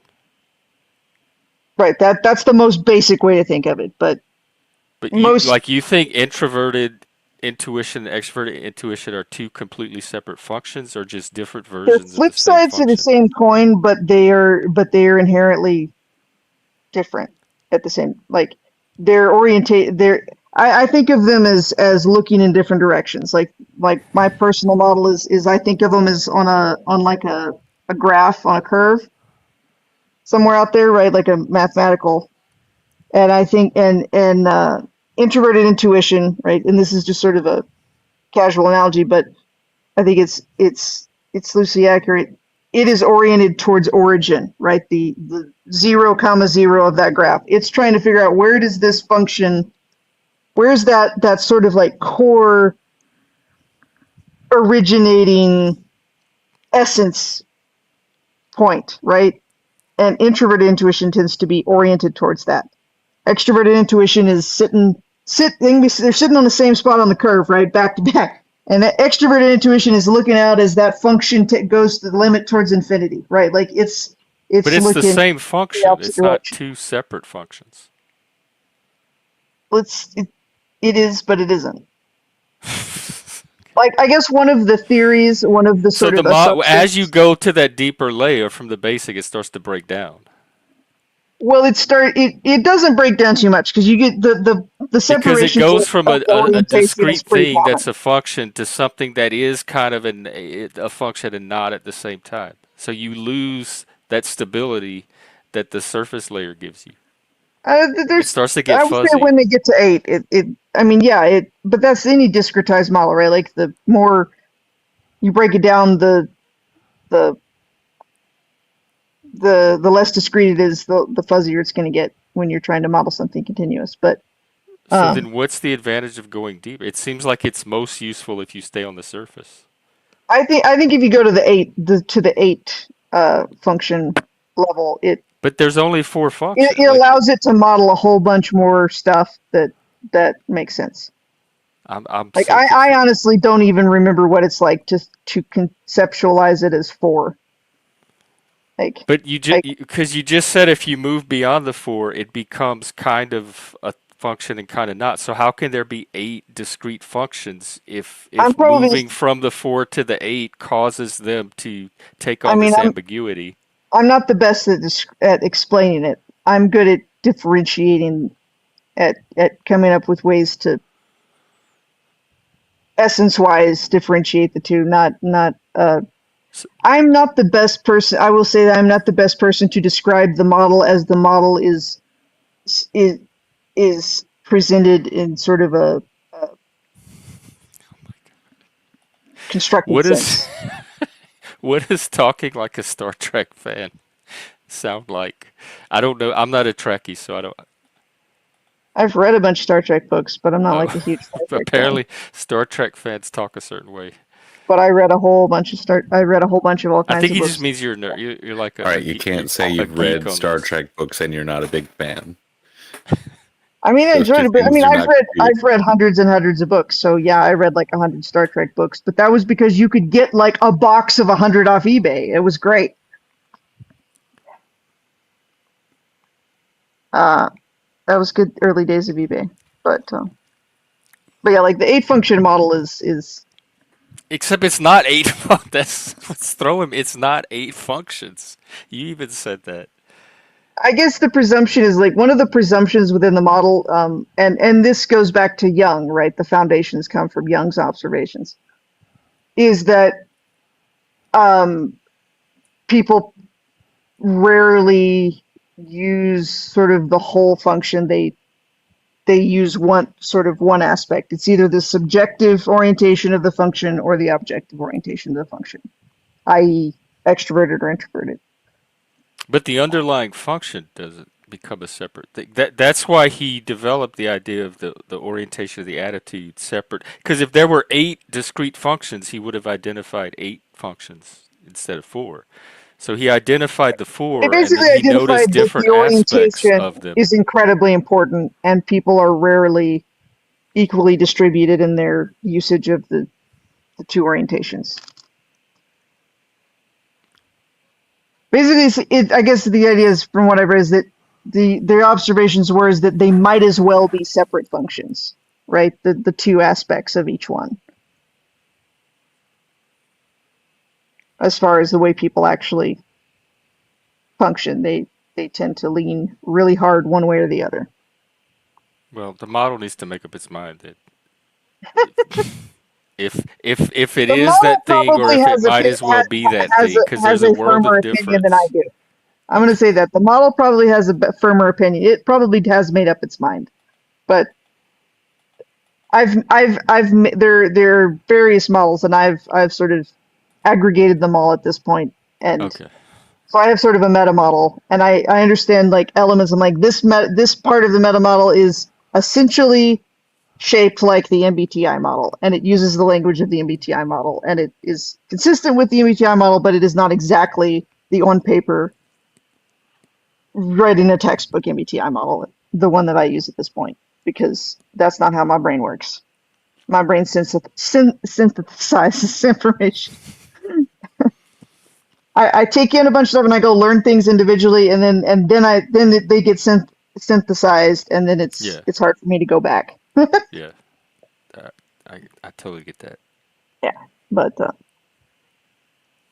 but in general, I use the 8-function language, and that gives me enough terminology or pieces to describe most of what I And want the to. eight comes from the E and the I, not the P and the Yeah, J. Okay. yeah. So like an ENTP's function stack would be NE, TI, FE, SI. And that would be what they would call, most models would call your conscious functions. Those are the ones those are your value, the ones you're going to value. So all your value preferences are That's what going we to be were associated talking with about, those. because in the traditional model the functions alternate in Right. attitude. But what you were saying, in the further you get off of the bell curve, they don't always fit that very symmetrical pattern. Right. Young doesn't require that they alternate. Young's observation I think would be that the majority under the bell curve, the alternating model fits them. And that's what he would call a balanced type. But the outliers, if they don't alternate, it leads to a unbalanced type, which is sort of And is that's very possible. individualistic. Like Yeah, but an unbalanced type is possible, but it is, I think unbalanced is a good way of, that was a good label for it, because they're double good in some directions, and then they're double bad in other directions, right? so Like, all that motivates me to like figure out a model for the outliers where there's a way to assess each, like Effigy would have his very unique pattern of alteration, you would have your very unique pattern of alteration. So first you figure out the function stack, but then Yeah. people like us, our models would alternate differently than the norm. Yeah. And Well, I so think figuring out for that me, for each person understanding would the take it to the next yeah level for outliers. the standard set, right? The standard alternating model. And then I went back and I read Young, which is where all the concepts for the functions came from. And then that allowed me to sort of like, yeah, then you could understand what an unbalanced type looks like in comparison to the So we could set up a service where we do personality typing for unbalanced types or for outliers. outliers. That's a That would be whole fun. market that's not I've not Yeah. seen cornered yet. Yeah. I haven't seen many people want to get into those weeds. Like I've did it with a friend of mine because we Yeah. both basically end up fitting. Like I'm within the alternating model, right? The constrictive model, I fit best. My best fit is an ENTP. But you're right, opinions like I'm not the stereotypical ENTP. Because I'm a there's little so off. many, probably more than half of the people that show up here end up being NTPs, but I can see so many Yeah, differences between them. yeah. But there are stereotypical ENTPs. I've met them that like really fit the sort of stereotype. Like they're right in the middle of the cluster. Um, and I understand them because I'm enough of an ENTP. Like I get them, but I'm a little. My behaviors don't quite match up. I would be instead of any TI. Um, in Jungian terms, I would probably be like NETE, which Jungian TE is more like MBTI TI. I think that Myers and Briggs they mistranslated Jung when they were defining um, TI and TE, like which one is objective and which one is subjective, and they kind of flipped them from Jung. It's like a 80% flip. They got them like 80% backwards, which is very confusing. But basically, I would have two extroverted functions on top, Yeah. and then I'm like extra double suppressed of some of my like feeling functions. And by suppressed, do you mean introverted or lower Well, on the stack? they're devalued, right? Like they're not. It's not that they're not in there and not capable, but they're devalued, so they're kind of repressed. So they tend to be underdeveloped because of that, Yeah. right? Like it's sort of a chicken. There's a whole sequence of reasons where it's like if I value deconstructive logic as my primary value system, right? Because it is a valuing system. It's a judging function. It's Yeah. then I'm not But then I don't then by default because that is what I value in order to judge things. I don't value judging things by subjective feeling. So I ignore subjective feeling in lieu of deconstructive logical judging. And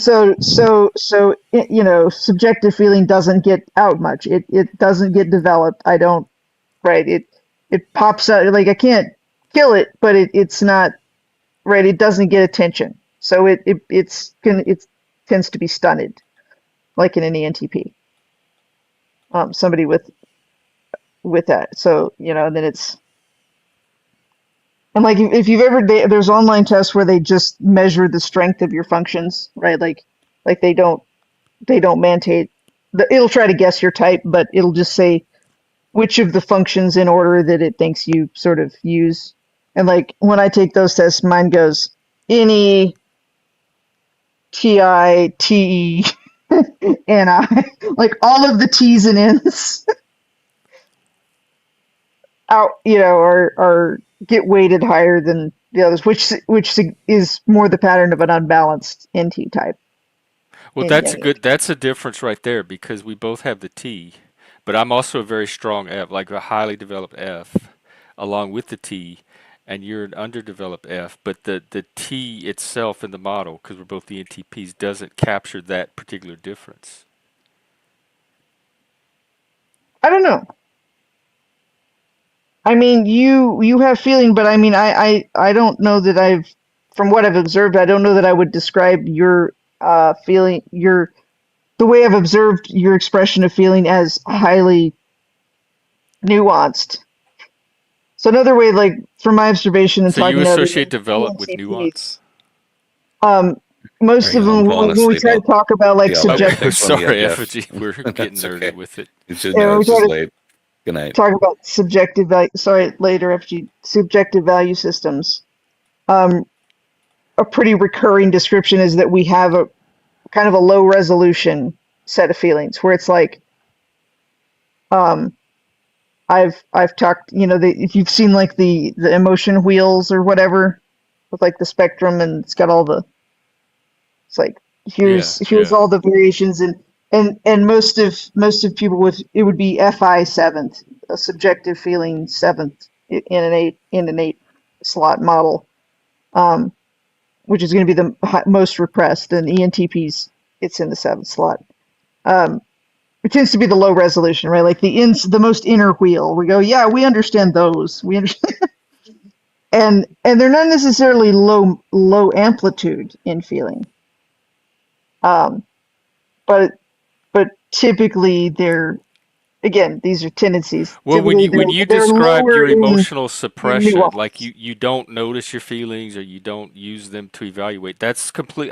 Like when I'm having a feeling, however, whatever the resolution is, it's very pronounced, and I definitely incorporate it into my judgment, my evaluation of the Yeah, phenomenon.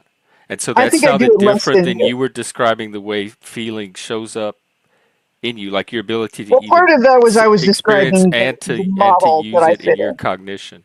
Right. Back to what you were saying, and we don't fit exactly the model. I was describing the pattern, the Jungian pattern, which says that I'm going to be a little more like extra suppressed. Doesn't mean it's completely suppressed. I probably am more than you. I there's in a lot of ways I'm like in Enneagram terms I'm considered like the coldest type. But but it doesn't mean it's not there, right? And but in my observation, the main difference between somebody who's like really high values it um, is they have a good understanding of all of those like sub colors, right? Whereas like people with ENTPs tend to understand emotion and those subjective feelings more in terms of like you think of it as like primary colors. That's one way I could think of it, if It's that makes hard to sense. know because I've experienced a range of emotion. I feel like I have a pretty diverse color wheel, but then I don't know what other people's color wheels are Right. like. I don't know how diverse other It's people's color it's like wheels if you're are. a type 8 and you go, wait, what do people talk about this energy that bothers you because you don't feel it?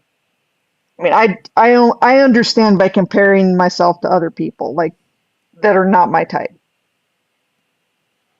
and talking to them, um, and Is they this go, oh energy? yeah, Is like, vibes and energy an F? Is that the F or the N?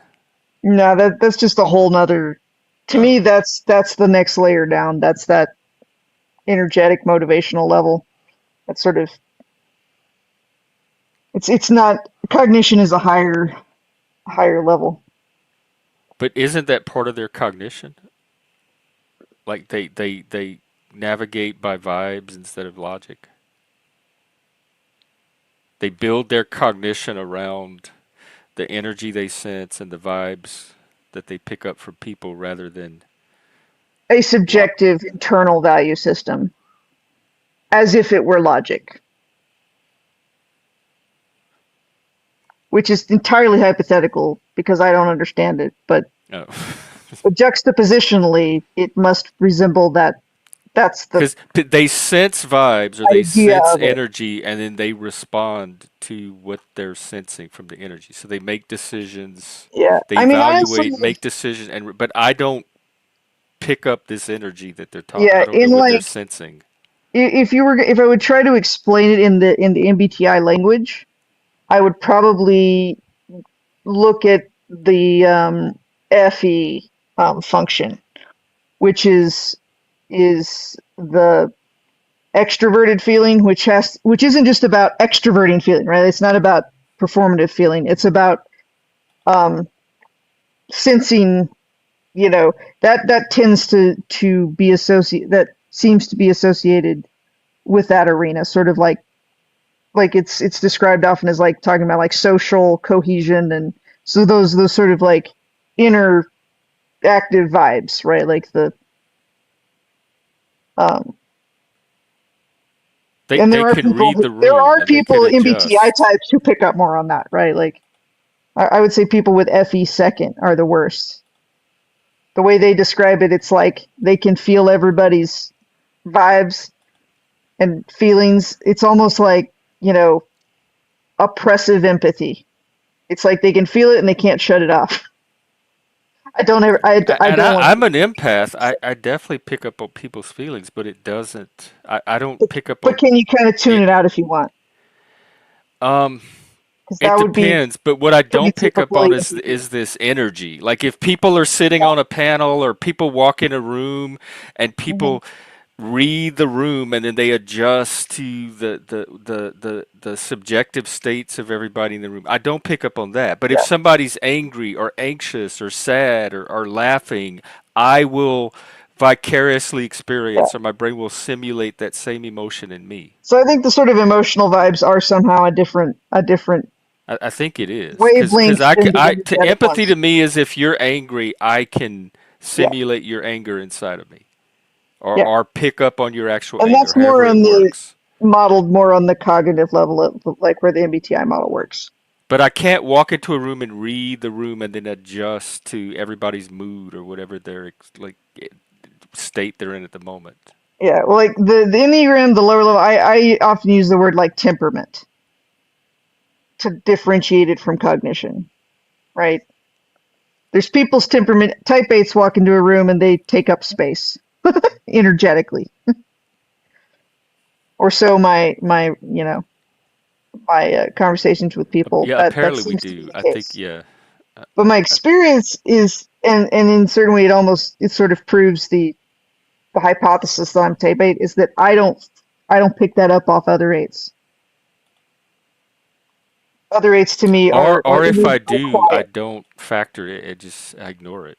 Yeah, It doesn't. like It's it's not not it's enough not. to register anything. Well, I find them sort of still and calm and quiet energetically. Other 8s, like they're the easiest people for me to be around because there isn't all this like weird pushing and shoving and like trying to, like there's almost this anxiousness I feel like in a lot of people. And again, it's I don't sense it in great detail, but there's an uneasiness, an uncertainty. But to me, 8s are easy because they're just like, oh, they're solid. It's just simple. Um, like there's no like put on, dominance game and that sort of stuff with other type 8s. Yeah, I guess not. The only ones I really have problems around are highly anxious people because then Right. I get their Because they're anxiety and they're kind of unpredictable and I'm unstable, not right? feeling anxious, but they are, so I'm feeling anxious about their anxiety, but I don't even know what they're feeling the anxiety over. Yeah.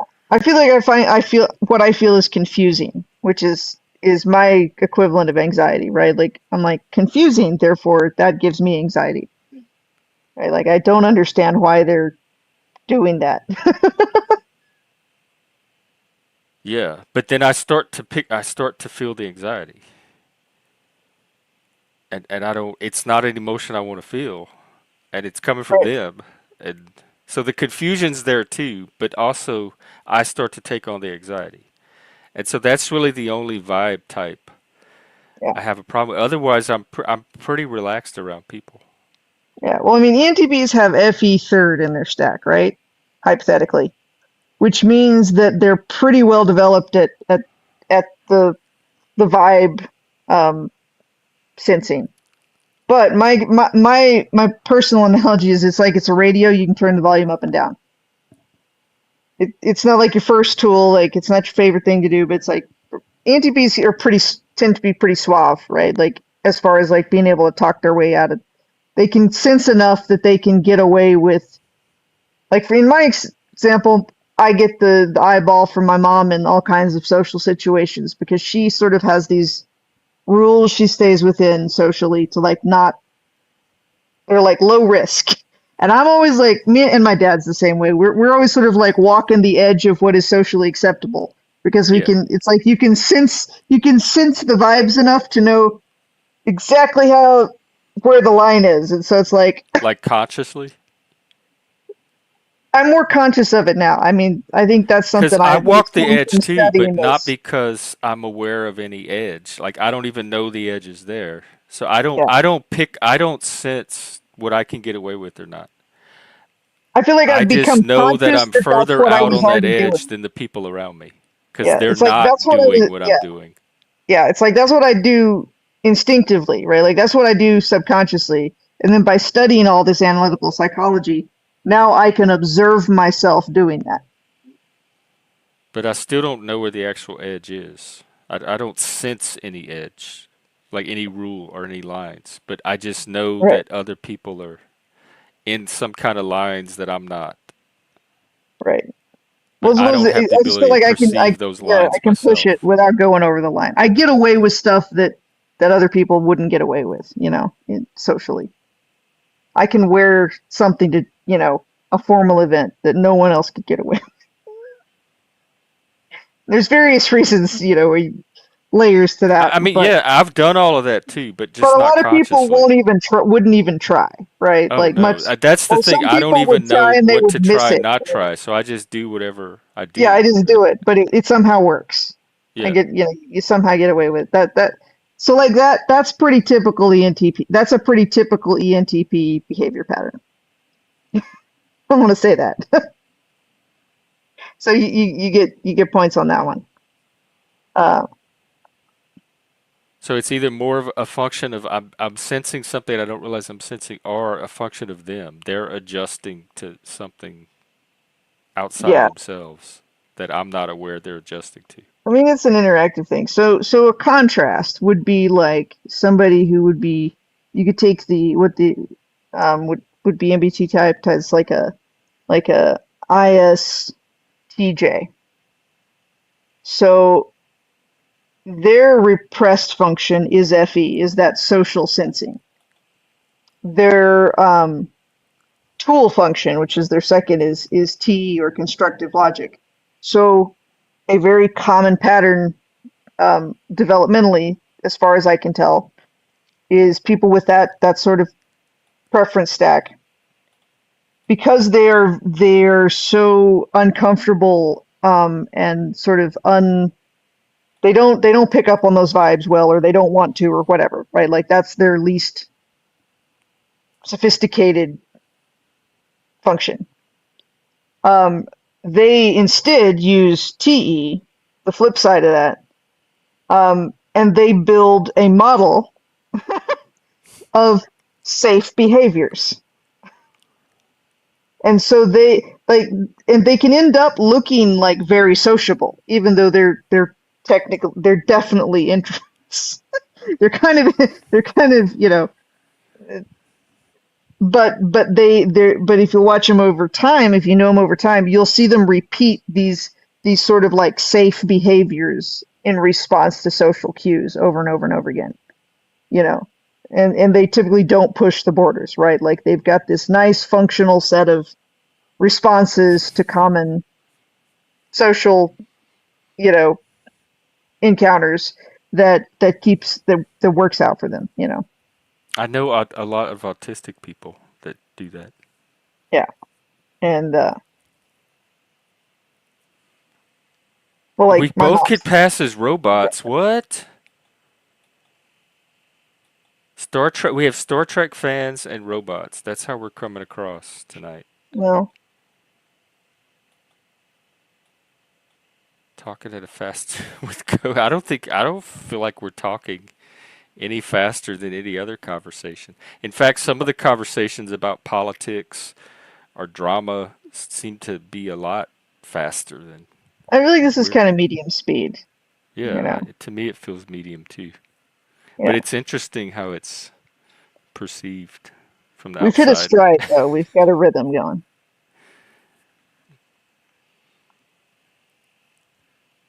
you know, Well, the we the, can the wrap robot up thing if you is kind want. of, I know it was late on yeah. your end, and it's getting late here too. Yeah, I need to hear in a minute. I do, like that's one of the things I've when we're not paying attention, I ENTPs are one of the types that will start talking in more of a monotone, especially when they Oh, start talking to each other because they don't have to like worry about adding in all those I like see. I extra didn't feel like we were inflections. monotone at all. I wasn't. I was not conscious of. Just a little simplified, right? It's like don't have to modulate it Let's see. immensely. Is it just right? Yeah. You see where the two AI um two AIs change to their own dial-up code so you're saying we're both AI and like we're on our own frequency now? That's weird. Well, if anyone else is watching and you have thoughts, leave a comment. I'd be interested to know how you experience this. This felt like a completely normal conversation between two intellectuals or people that are like to geek out on topics. I feel like information was conveyed. It took us a minute to like get synced up, but then it felt like yeah we were transmitting a decent amount of information back and forth. Yeah. Yeah, I think so too. And we were exploring the same territory and coming to the same, more or less the same models. Like our pages were getting aligned. We understood what each other was Right. talking about. Right. We were mapping in the same area. Yeah. Yeah. So, well, cool, It's I fun. guess. Yeah. I mean, I'll admit that it's fun like go doing the visiting about the analytical psychology stuff with you because you I think it's because you have studied essentially some of the same stuff, right? Like the way people behave and stuff. But you haven't already like gone through all these models in detail. So No, I have it's a huge most of base the of people I experience. talk to either have I've no met and talked to interest. thousands of people, but I Yeah, don't resolve any of that into any particular model. yeah. I have And my like own little intuitive model right. for it. Well, I find that, like I said, I'm enjoying that because it's like most people either already are versed in these models and they're either a lot of them they don't they're too stiff, right? Like they don't understand that they're models. They treat them as theories of everything. Like no, they're models. But or people have no interest in probing other people or their own brains. Yeah. And I, Those and I people usually get filtered out pretty early in and I our love world. probing and like trying to, poke at the edges and see what's in people's brains and how they work. Yeah, me too. So yeah, this is fun. Fascinates me. In fact, people have always, even as a kid, people fascinate me. Just, why did that person just do that? Why did they just say that thing? Like, I've always been driven to know why people do what Yeah, they do. I got called out on. I was on Flow State's in Flow State's channel last night and talking about some stuff. And anyway, I got called out for. I said something about that I was observing humans, and they're like, "What?" And then they Wait, started called observing out? me, and they decided that I had I had behaviors or expressions or something that reminded them of Elon Musk. Like, I'll take that. It was funny. Who called you out? Like some random person? I, there was some different stuff that went on, but yeah, they were, basically, after Sasquatch left, I think I was the of the opinion that I was probably the I was the one being described as the autist. I guess would be one way to describe how the To me, composition it's of the more room like became. who's not the autist. Spot the one person that's not a Spurg. Yeah, I Because feel like there was less almost space. everybody that shows up to these things has some kind of Yeah, cognitive quirks. Because it's funny like because the the flow, juxtaposition, like the in latest. your room, I'm probably slightly on the like less obvious. I feel like scale, but I don't sometimes. know. It's hard to tell here. Yeah, it's hard to It's tell. But really I go over there and it's like, oh wait, because he draws more normies. yeah, there's more normies in his Because crew, so he's the kind of few split. times I peeked in on him lately, he's been doing all about that male Pandora drama, Yeah, he was talking about that, and so it and doesn't then even seem like there's room for other topics there lately. well, I went in because it's like I just went in. I popped in because he's my friend for a long from way back, so I was like, I'll.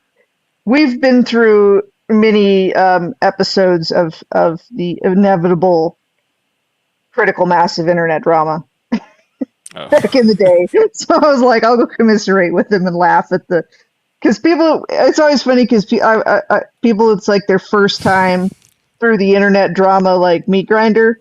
And they're like, I'm like, no, it's like, if you're on the internet, it's like, it happens. It's inevitable. Like, you get this, like, every community I've ever been in for however many, like a decade at this point, it's like, it just happens. Like, at it least happens in once real a life. year. I've had probably way more drama in real life before It's I just even like, it got on the blows up. internet. It's what happens when you put two And people together, you're gonna have drama.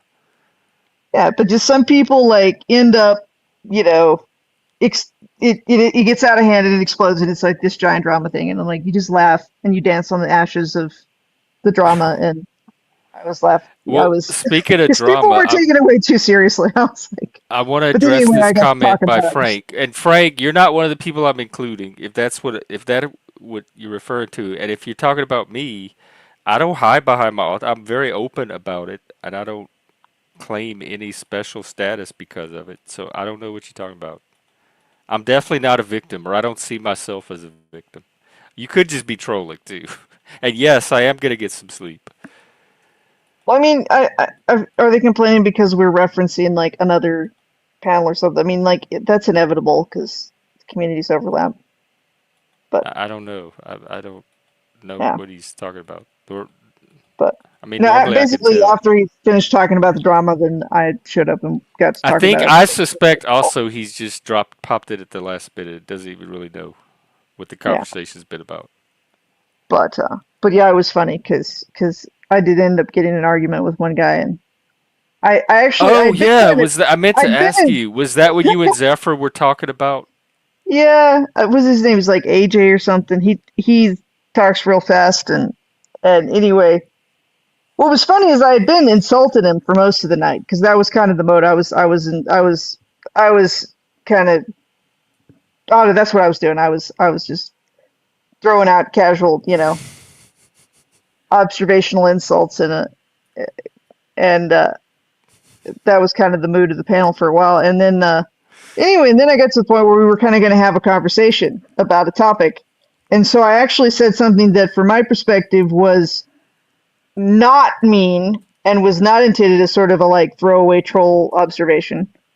Um, and it was about observing that he was really fast and sort of that that people probably assumed he was on stimulants, but he says he has ADHD. He said, but what you are is really just like you're unmedicated ADHD. Like that's when people accuse us of being on something, is when we're off off of everything. And anyway, he somehow interpreted that as me um, telling him that he should be medicated and making an argument for medicating ADHD. And anyway, he went off on this whole like straw man thing, like hallucinating what I'd said. And I think that's what Zephyr was talking about, where I held my own. I'm like, I refuse to go along with the sort of hallucinated, you know, version of what I'd said because I hate it when people do that. I'm like, I didn't say those things. I know I didn't say those things. And man, he just kept rolling with it though, and it was interesting because I guess he really thought he heard something different or whatever, even when This I was last explained. night. Yeah, I might go back and look for and that one part. there was some yeah, it was towards the end, but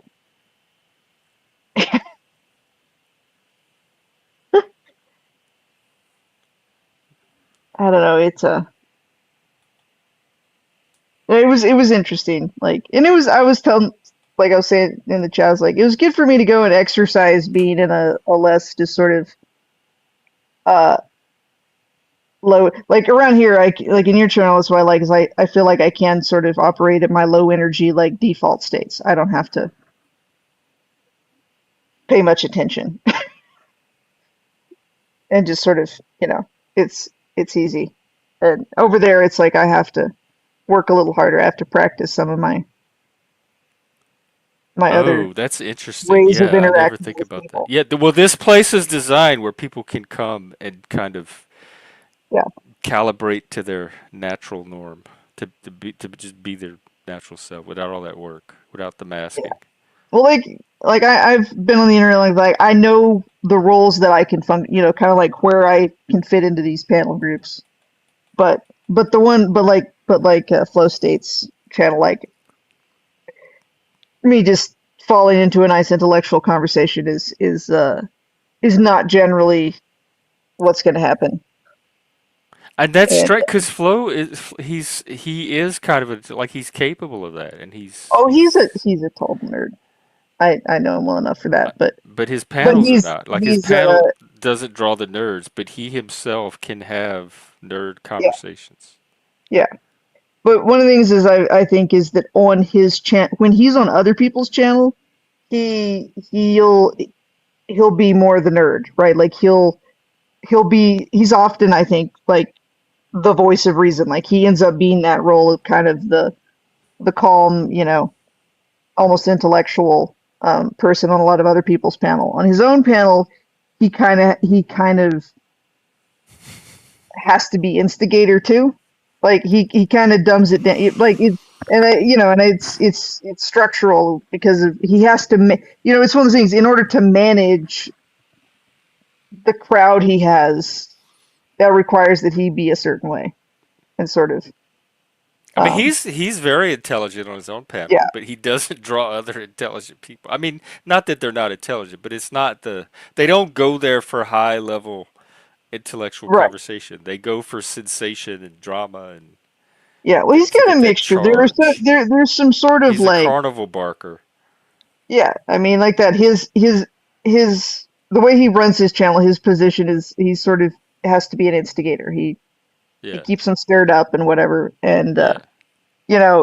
me and a couple others were having kind of a, you know, he'll let us go off on intellectual conversations or whatever. Um, it's not the same as over here, but somebody will have a topic they want to go at, and I'll be like, I'll talk to you about that. I have information, I have knowledge, and but there's a standard round of like, okay, you autists go, do your thing or whatever, right? Like there has to be like there has to be a little bit of popcorn and uh, vegetables thrown to just level things out. It's funny, it's an interesting because he does kind of split the difference. Like I've seen panels where it's just like everybody's too like there's never a topic that's really interesting, right? Like it's all just dull. And his is kind of in the middle. Like it goes from throwing insults to talking about AI and then back to throwing insults. And I can navigate those two sides. Mm. But I am a little out of I have been a little out of practice at the like throwing insults. So that was good. I needed to Oh, well, yeah, that definitely practice. comes in handy in this environment. Yeah. I've actually like there's been people who the only guy that was ever banned from the first group I was in all those years ago was he would just troll so viciously, like his sort of default way, like the more sensitive people, like he would just bring them to tears, and so he was just sort of too abrasive to Was his name that round. But Frank? his name was Roman. Oh, But what was funny is that the first time I interacted with him, we basically played a how low can you go insult game for like 10 minutes. And the thing is that I can play just as good as anybody, even though a lot of people are sometimes surprised.